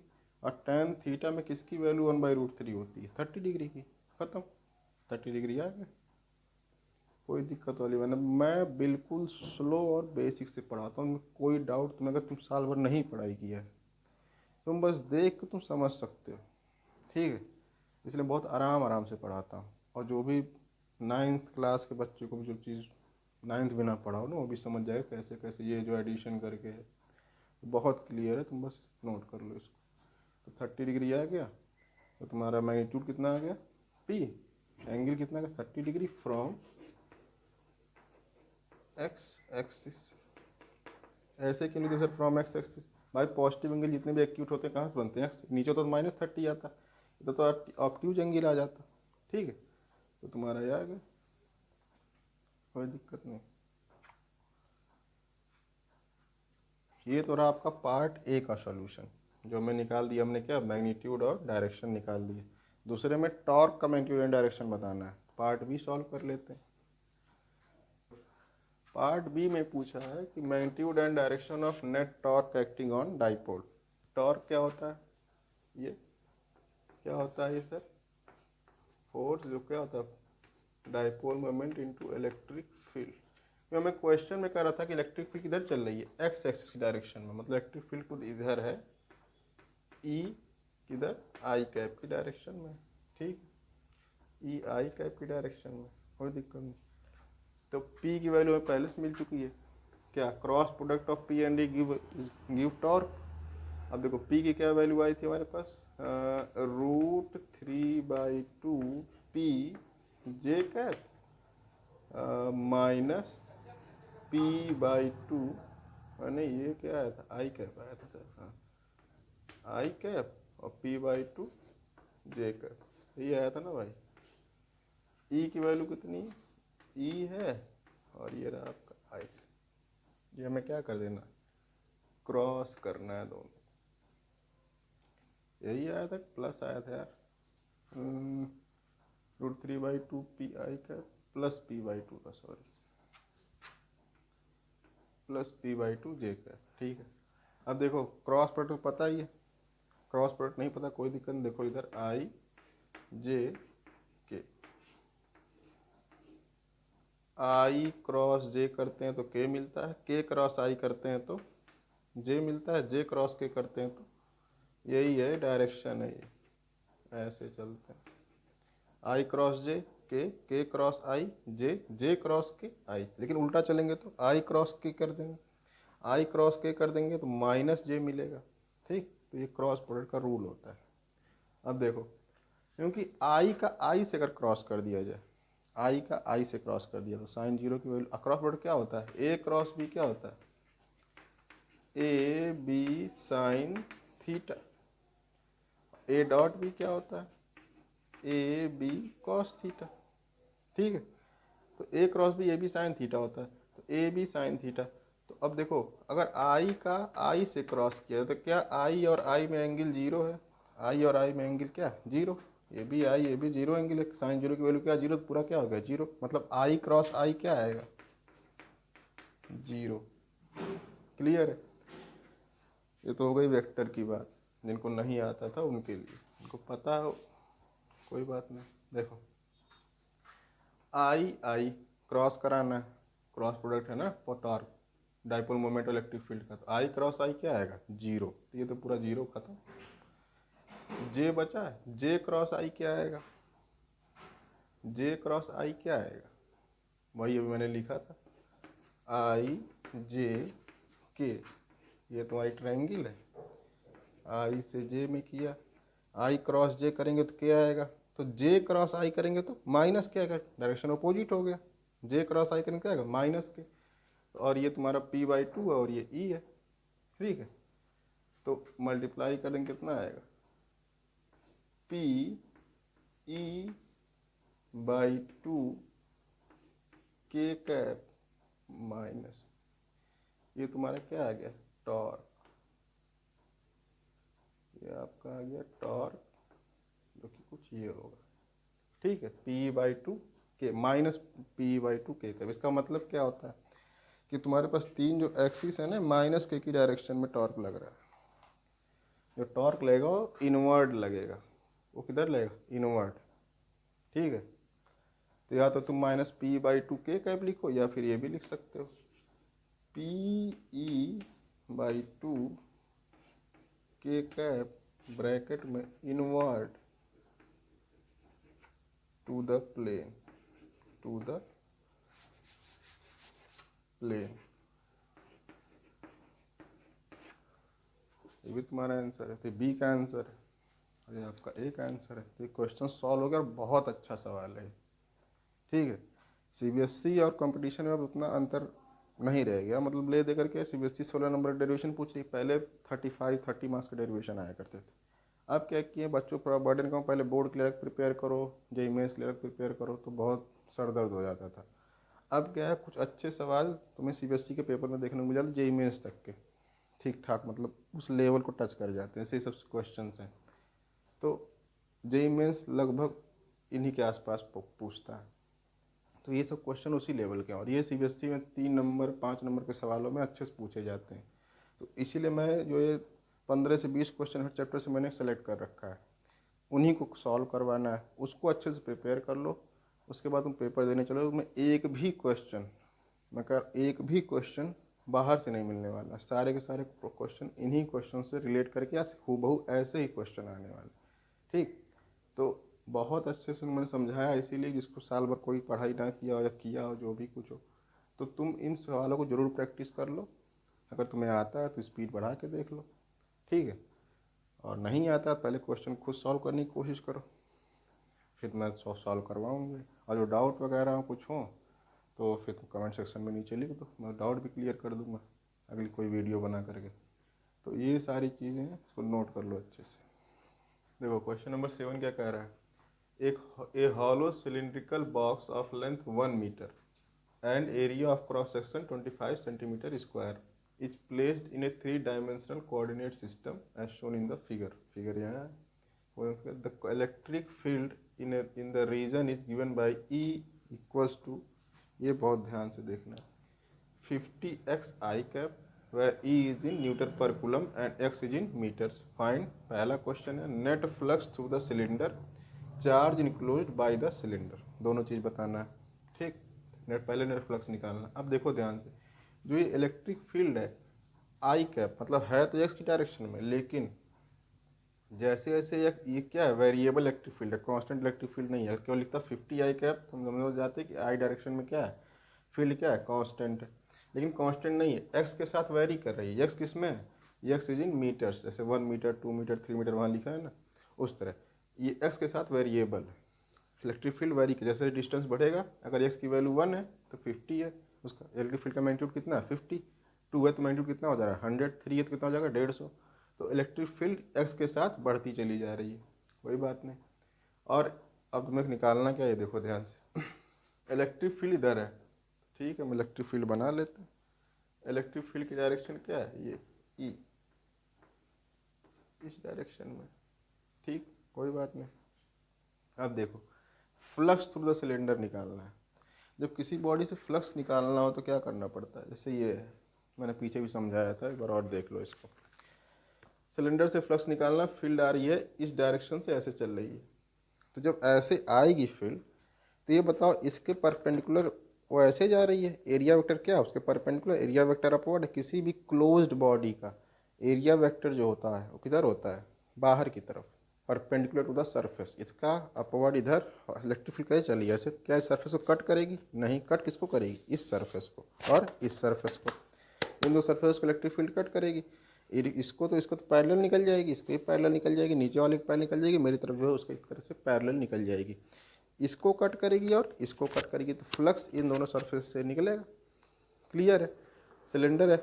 ये क्वेश्चन अभी सीबीएसई में 3-4 बार पूछा जा चुका है। कभी सिलेंडर रख देगा, कभी क्यूब रख देगा, कभी क्यूबॉइड रख देगा, कभी कुछ रख देगा।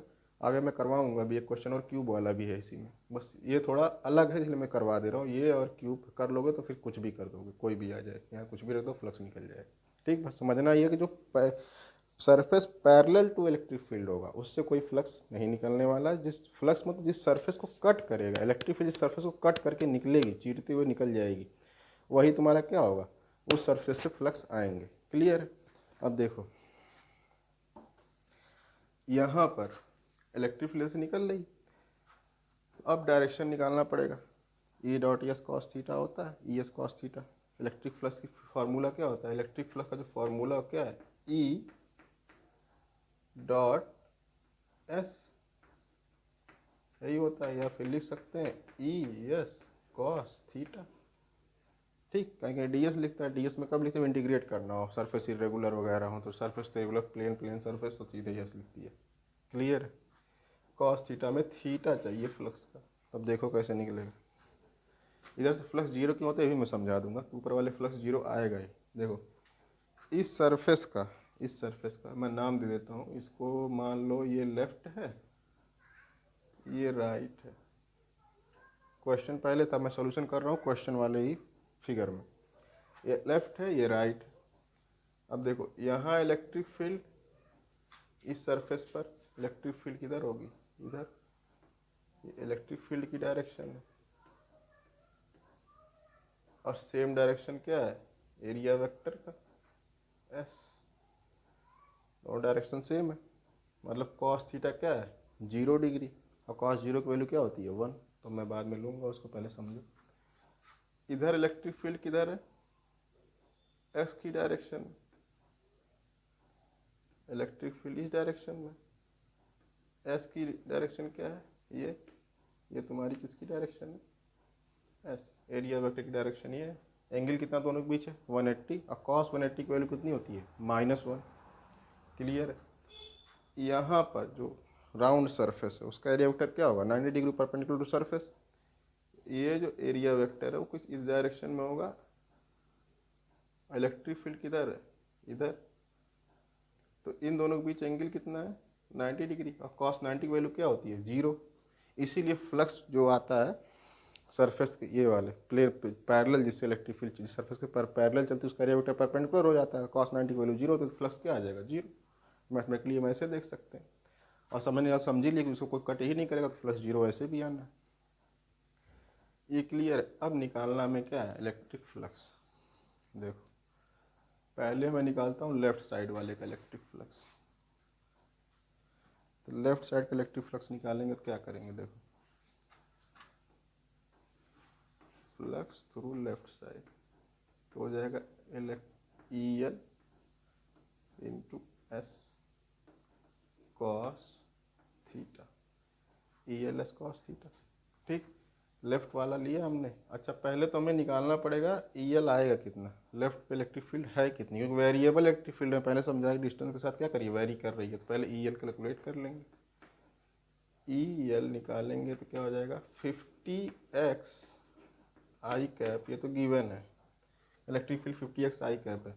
लेफ्ट साइड में x की वैल्यू कितनी है 1 मीटर, सेंटर से कितनी दूरी पे है 1 मीटर, और राइट वाला कितनी दूरी पे है, क्योंकि ये इसका लेंथ दिया होगा। देखो लिखा, ये हॉलो सिलेंडर और बॉक्स ऑफ लेंथ 1 मीटर, इसका लेंथ, इसका भी लेंथ कितना 1 मीटर, तो ये दूरी कितनी हो जाएगी 1 मीटर प्लस 1 मीटर 2 मीटर आ जाएगा राइट वाला, और 1 मीटर पे ये है। तो पहले EL निकाल लेते कितना आएगा 50 इंटू 1 आई कैप। EL की वैल्यू तुम्हारी कितनी आ गई 50 आई कैप। ठीक, लेफ्ट की वैल्यू आ गई, ये तुमने लिख दिया क्या 50 आई कैप। ठीक, एस की वैल्यू का आएगी, सरफेस एरिया कितना है 25 सेंटीमीटर, क्रॉस सेक्शन जो है 25 सेंटीमीटर स्क्वायर का है। तो मैं लेना पड़ेगा मीटर में, क्योंकि एक्स भी किस में है मीटर में, तो 25 मीटर स्क्वायर में बदलें कितना आएगा इंटू, या फिर ऐसे लिखो डॉट 25 इंटू 10⁻⁻⁴ मीटर स्क्वायर। कोई दिक्कत नहीं। कॉस थीटा, थीटा कितना है 180 डिग्री, थीटा कितना है 180 डिग्री, थीटा तुम्हारा 180 डिग्री है, तो ये लिख दो कॉस 180 डिग्री। खत्म। अब देखो जब मैग्नीट्यूड निकालना था कोई दिक्कत नहीं है कितना थीटा, तुम तो थीटा लिख रहे हो तो आई लिखने की जरूरत तो ऐसे भी नहीं है, ES कॉस थीटा लिखेंगे सीधे। ठीक, अब देखो ये हो गया 50 इंटू 25 इंटू 10⁻⁴ कॉस, इसकी वैल्यू कितनी आएगी -1, कॉस 180 की वैल्यू कितनी आती है -1, 25 इंटू 50 कितना हो जाएगा, मैं सीधे आंसर लिख देता हूँ इसका 1250 और 10⁻⁴, 25 25 1250 इंटू 10⁻⁴ मीटर स्क्वायर,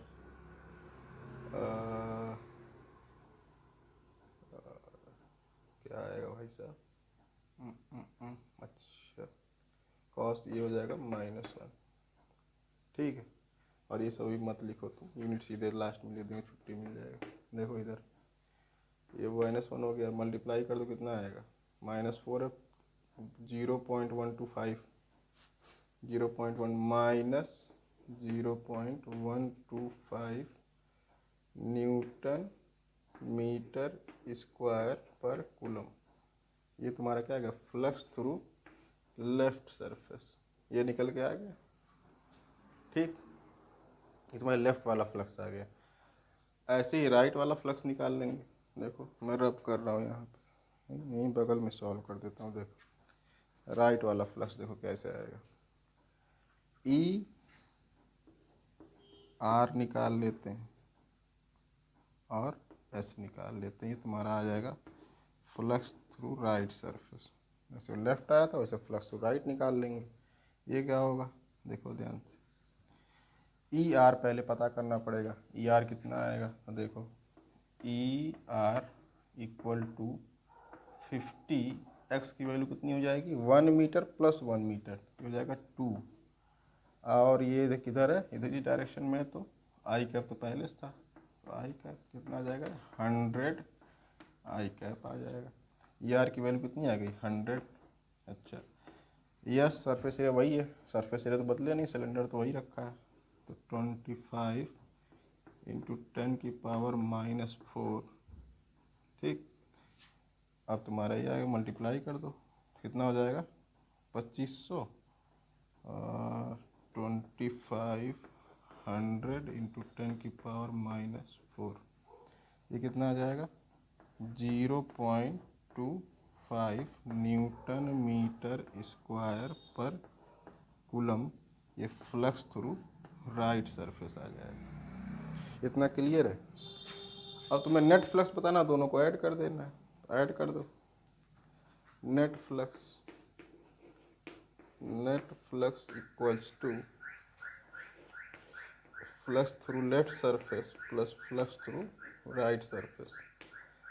लेफ्ट से राइट से, लेफ्ट का कितना आया, -0.125 प्लस इसका कितना है 0.25। अच्छा 0.25 को क्या लिख सकते हैं, 0.250, पॉइंट के बाद जीरो का कोई मतलब नहीं, तब दिख रहा है ये कितना, हाफ है, तो नेट फ्लक्स कितना आ जाएगा 0.125 न्यूटन मीटर स्क्वायर पर कूलम। ये आ गया तुम्हारा नेट फ्लक्स की वैल्यू, ये तुम्हारे नेट फ्लक्स की वैल्यू आ गई। ठीक, क्लियर, बहुत अच्छे से क्वेश्चन समझ में आ गया होगा सबको। ठीक, इसको नोट कर लो। अगला क्वेश्चन देखते हैं, चार्ज इनक्लोजिंग सिलेंडर लगाते हैं। तो हमें पता है किससे, गॉस लॉ से, फ्लक्स क्या होता है, ई डॉट डी एस, ये होता है, एक और होता है Q inside upon epsilon not. दो फार्मूले हमें गॉस लॉ से पता है। Q inside upon epsilon not से हम क्या निकाल सकते हैं, फ्लक्स। तो वैसे जो फ्लक्स पता है, एप्सिलॉन नॉट की वैल्यू कितनी होती है 8.85 10⁻⁻12, तो एप्सिलॉन नॉट इंटू फ्लक्स कर देंगे क्या निकल जाएगा, क्यू इनसाइड। वही दिक्कत, फ्लक्स हम निकाल चुके कितना 0, ये बी पार्ट सेकंड पार्ट है, 0.125 into epsilon naught is equal to Q inside. हमें वही निकालना था, क्या, चार्ज इनक्लोज्ड, मतलब सिलेंडर के अंदर कितना चार्ज है। एप्सिलॉन नॉट की वैल्यू रख दो, क्यू इनसाइड की वैल्यू आ जाएगी। Q inside equal to 0.125 into 8.85 into 10⁻⁻12। Clear है, तो ये तुम्हारा आ जाएगा 1.1 इंटू 10⁻⁻12 कूलम। ये तुम्हारा आ गया क्यू इनसाइड, और ये हो गया आपका आंसर।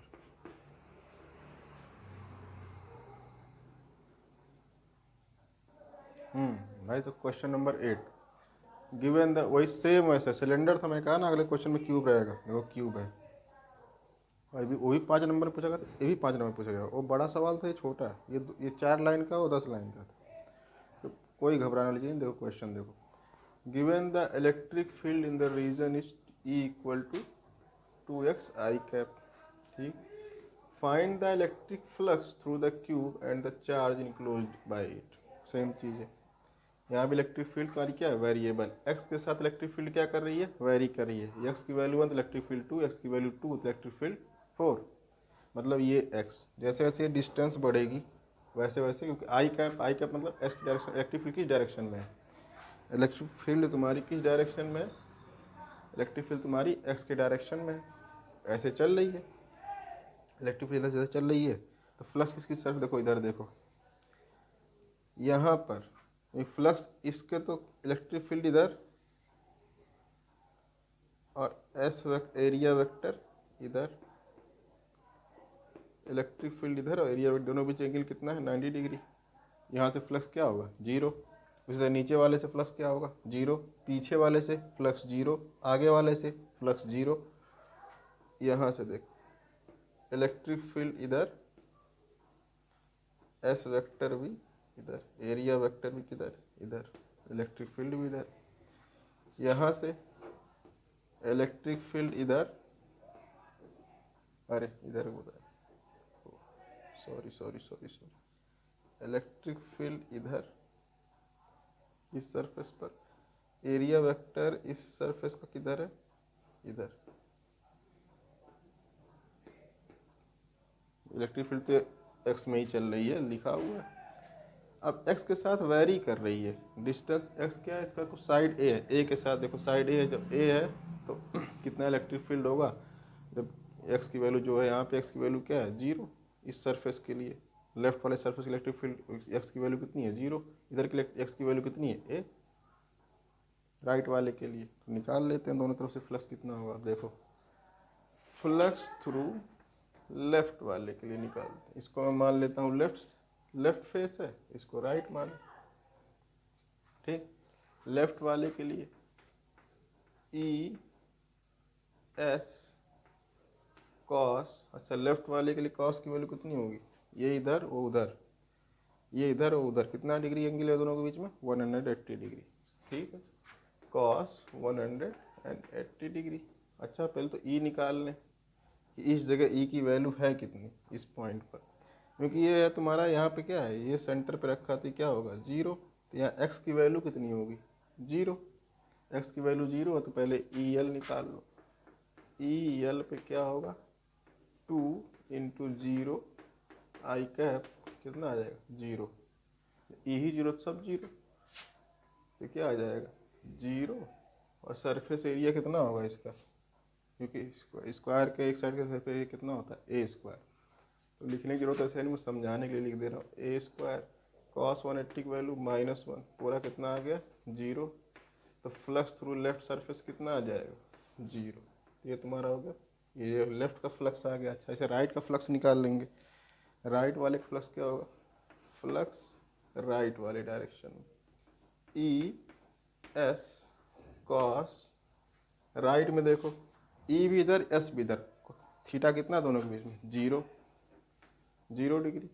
अच्छा पहले ई एल ई आर निकाल लो, यहाँ भी लिख देना ई एल, लेफ्ट का निकालना है ना, ई एल हो गया, आर निकाल लो ऐसे ही, ये आर लिख लो।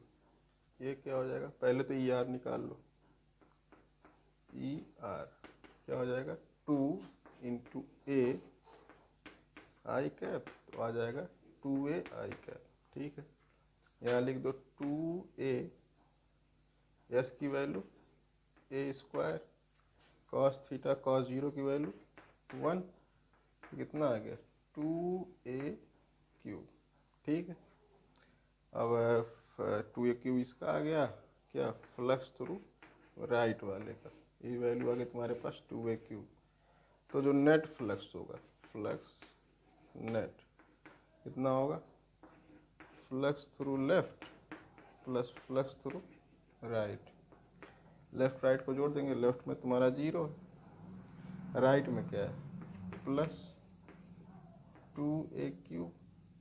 तो नेट फ्लक्स कितना आ गया 2a क्यूब। और यूनिट लिखना तो मुझे भूलना नहीं है, क्या लिखना है, न्यूटन मीटर स्क्वायर पर कूलम। ये फ्लक्स नेट इधर से आ गया, ठीक, कोई दिक्कत नहीं।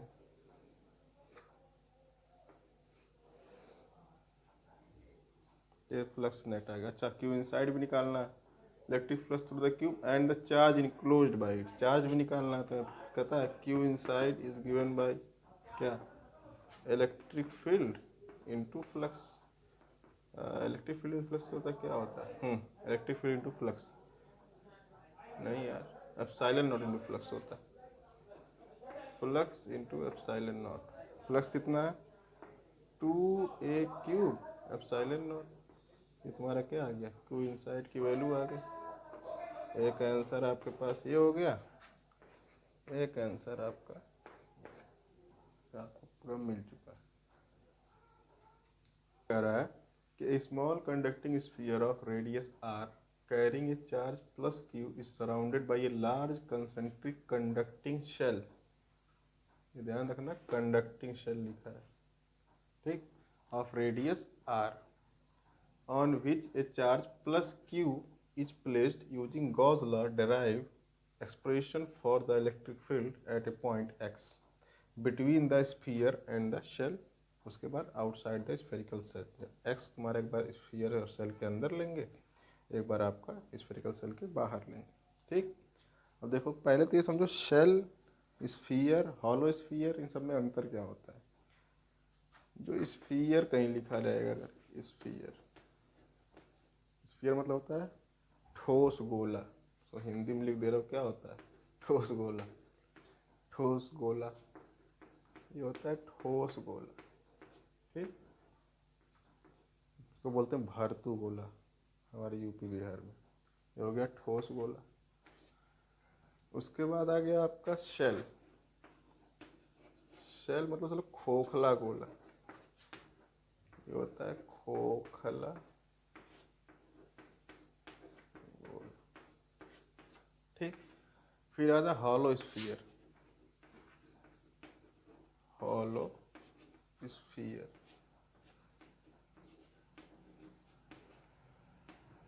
हॉलो स्फीयर, ये और शेल लगभग दोनों सेम ही बात है। हॉलो स्फीयर लिखे या शेल लिख दे, क्लियर।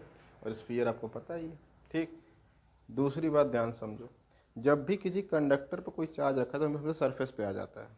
जैसे मान लो ये ऐसे कोई कंडक्टर है, बीच में खोखला, लेकिन ये पूरा पूरा का पूरा माल भरा हुआ है इसके अंदर, ऐसे कुछ,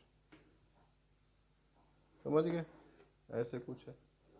तुमने चार्ज फेंक के मारा इस पर प्लस क्यू, इस पर प्लस क्यू चार्ज दे दिया।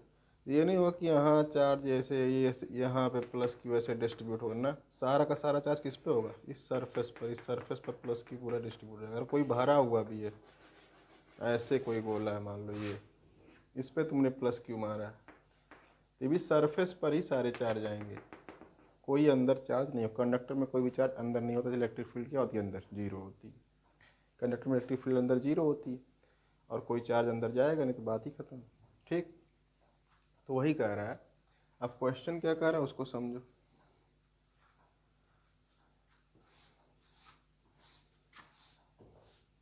हाँ, कंडक्टिंग स्फीयर और नॉन कंडक्टिंग स्फीयर में कुछ समझाना चाह रहा हूँ। देखो कंडक्टर है, अगर कोई कंडक्टर है पूरा ठोस है, इस पर तुम कोई चार्ज मार दिए, प्लस क्यू चार्ज इस पर फेंक के मारा, तो सारा का सारा चार्ज किस पे आ गया, इसके सरफेस पर। सारा का सारा चार्ज कहाँ आ गया, सरफेस पर, ठीक।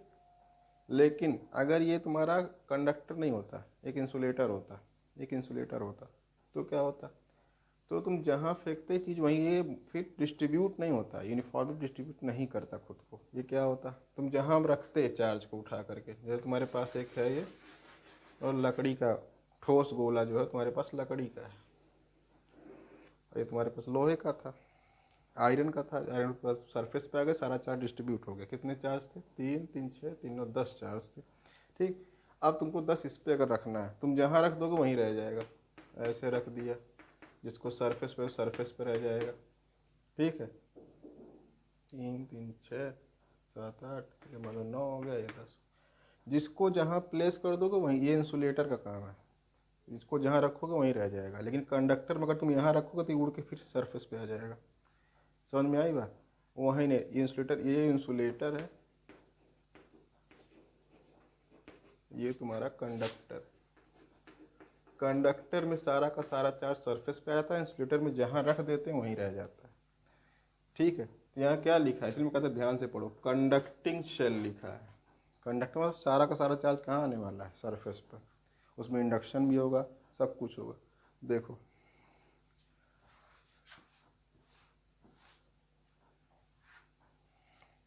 कह रहा है कि conducting shell of sphere radius R, एक small conducting sphere of radius R carrying a charge plus Q.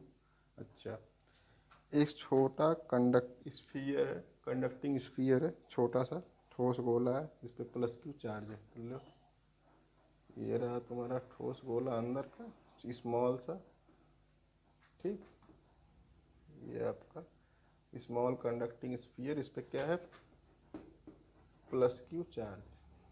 ठीक, इसका रेडियस भी दे रखा है, छोटा आर है, इसका रेडियस क्या है, स्मॉल आर।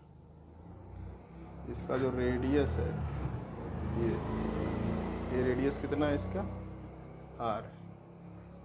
वही बात नहीं, carrying charge surrounded by large concentric, concentric मतलब सेंटर जिनका सेम हो, बाकी रेडियस बढ़ा बढ़ा के गोला बनाते चले जाएंगे। Shell of radius R which is plus Q. देखो एक कंसेंट्रिक, दूसरा है, इस पे शेल है वो, और शेल है तो क्या होगा, शेल के दो सरफेस होते हैं, एक ये, दूसरा ये। गेंद होती है ना, गेंद जो हम लोग खेलते थे, ये होता है शेल। ये मोटा सा एक होता है अंदर इसके, एक ये दूसरा स्पेस प्लस क्यू चार्ज, उसका रेडियस कितना है, आर। ठीक, ये तुम्हारे पास शेल है। तो शेल जो होता है कंडक्टिंग शेल है, तो भाई साहब ये पूरा का पूरा भरा पूरा होगा ऐसे कुछ। ठीक, ये ले लो,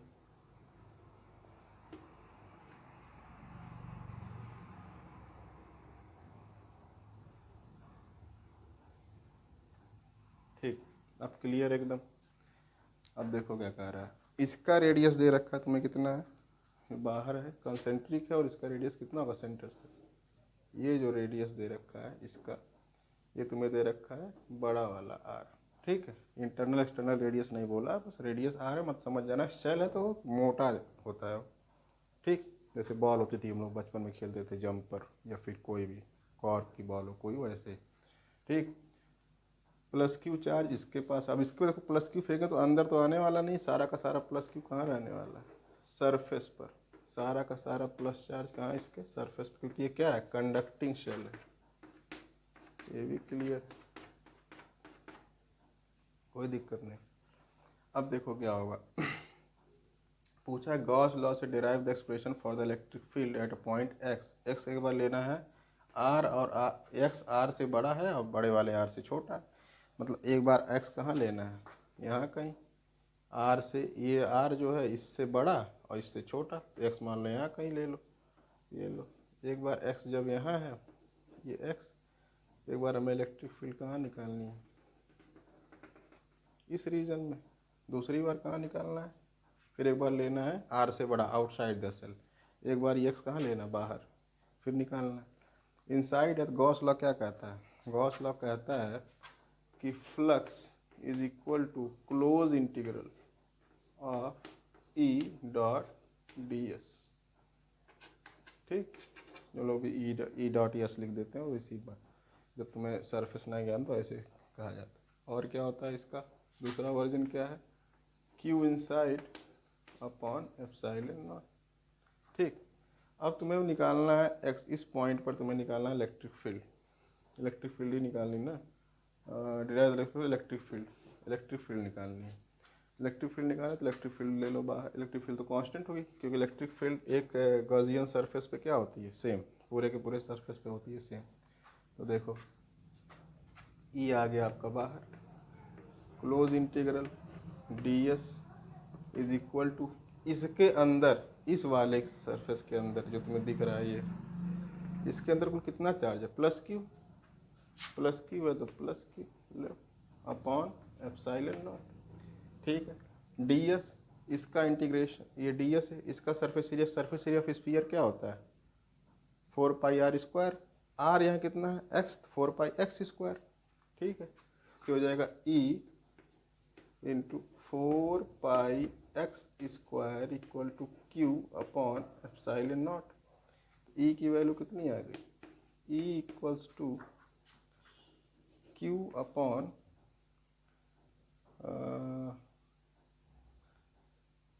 4 pi X square epsilon naught आ गया। या फिर अच्छे से लिखना हो तो 1/4 pi epsilon naught Q by X square.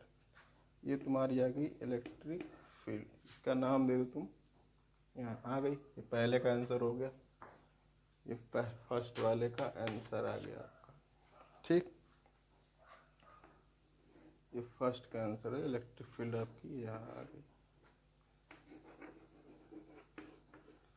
ठीक, सेकंड पार्ट पे आएंगे। सेकंड पार्ट काफ़ी कॉन्सेप्चुअल है, उसको ध्यान से समझना है। देखो, outside the spherical shell, spherical shell के बाहर, जैसे स्फेरिकल सेल के बाहर तुम जाओगे तुम्हें पता है कि सरफेस पे कुल चार्जेस कितने हैं, प्लस क्यू है। ठीक, पूरा चार्ज सरफेस पे प्लस क्यू है, लेकिन क्योंकि ये कंडक्टिंग सेल है तो इंडक्शन भी करने वाला है। अगर यहाँ प्लस क्यू है सेंटर पे तो यहाँ क्या हो जाएगा, माइनस क्यू। क्यों, बाय इंडक्शन यहाँ माइनस क्यू आएगा, और जब यहाँ माइनस क्यू तो बाहर क्या हो जाएगा, प्लस क्यू, क्योंकि ये सरफेस तो पूरा न्यूट्रल रहने वाला है इधर माइनस। क्योंकि ये क्या करेगा, कोई भी पॉजिटिव चार्ज है, मान लो यहाँ कोई प्लेट रख दी जाए और यहाँ ये पूरा अभी न्यूट्रल प्लेट रख दी गई है, मेटल प्लेट रख दी गई, ये पॉजिटिव चार्ज है, क्या करेगा, माइनस वालों को अपनी तरफ खींच लेगा और जो प्लस वाले होंगे उनको अपने से दूर भेज देगा। कुछ ऐसे हो जाएगा ये। इलेक्ट्रिक फील्ड कैसे बन जाएगी इसकी, ऐसे ऐसे इलेक्ट्रिक फील्ड आएगी प्लस से माइनस की तरफ। समझ में आया, ये क्यों होगा, इंडक्शन की वजह से। प्लस रखे तो सारे निगेटिव अपनी तरफ खींच लेगा, पॉजिटिव अपने आप दूर, रिपल्सन से दूर होंगे, निगेटिव के पास आएंगे। वही सेम चीज़ है, प्लस चार्ज अंदर है तो सारे के सारे निगेटिव चार्ज किधर हो जाएंगे, इधर, प्लस वाले इधर, क्योंकि ये तो न्यूट्रल ही था, जितने पॉजिटिव उतने नेगेटिव। लेकिन सरफेस पे कितना चार्ज आ चुका है, प्लस क्यू तो पहले से था, एक प्लस क्यू आ गया इस चार्ज के इंडक्शन की वजह से। क्लियर है, तब देखो, और यही कॉन्सेप्ट था इसमें, नहीं तो कोई सीधे अंदर रखते गुमनाम जिंदगी हो जाती। देखो इधर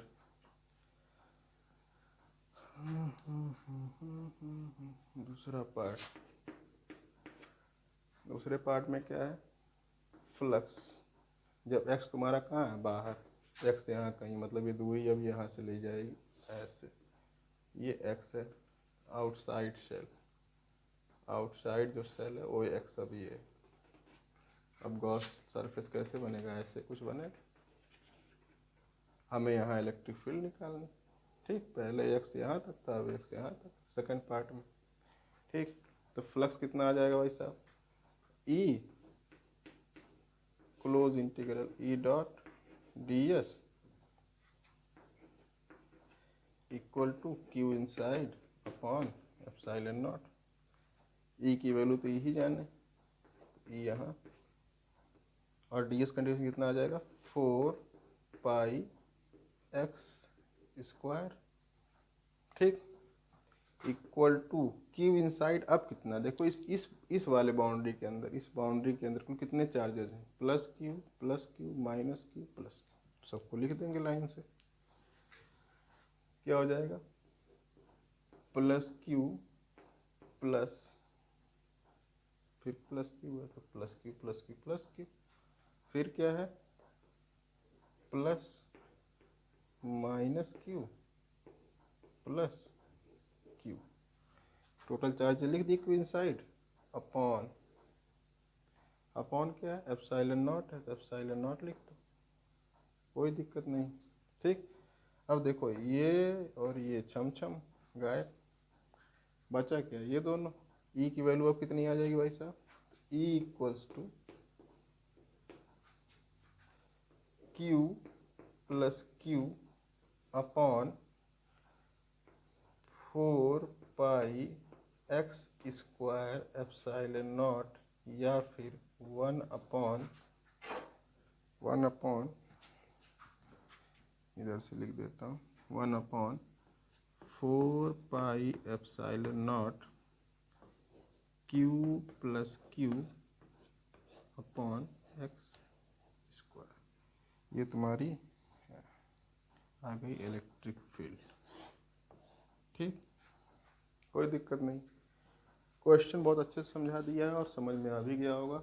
देखो ये था तुम्हारा यहाँ इस सरफेस पे फ्लक्स, जब एक्स तुम्हारा आर से बड़ा है और बड़े वाले आर से छोटा है तो बीच में आएगा, इसके अंदर केवल कितना चार्ज है, प्लस क्यू इनक्लोज है, प्लस क्यू आएगा, एक्स स्क्वायर पर एक्स स्क्वायर पूरा जब लिए इसके बाहर रखेंगे सारा चार्ज इसके अंदर, जितने भी चार्ज है सबको लिख दिए। सरफेस पे इंडक्शन की वजह से प्लस की वजह से माइनस क्यू यहाँ आ गया था, माइनस की वजह से प्लस क्यू यहाँ आ चुका था इंडक्शन से, और ये तुम्हारा क्वेश्चन सॉल्व हो चुका है। ठीक, अगला क्वेश्चन आएगा क्वेश्चन नंबर 10।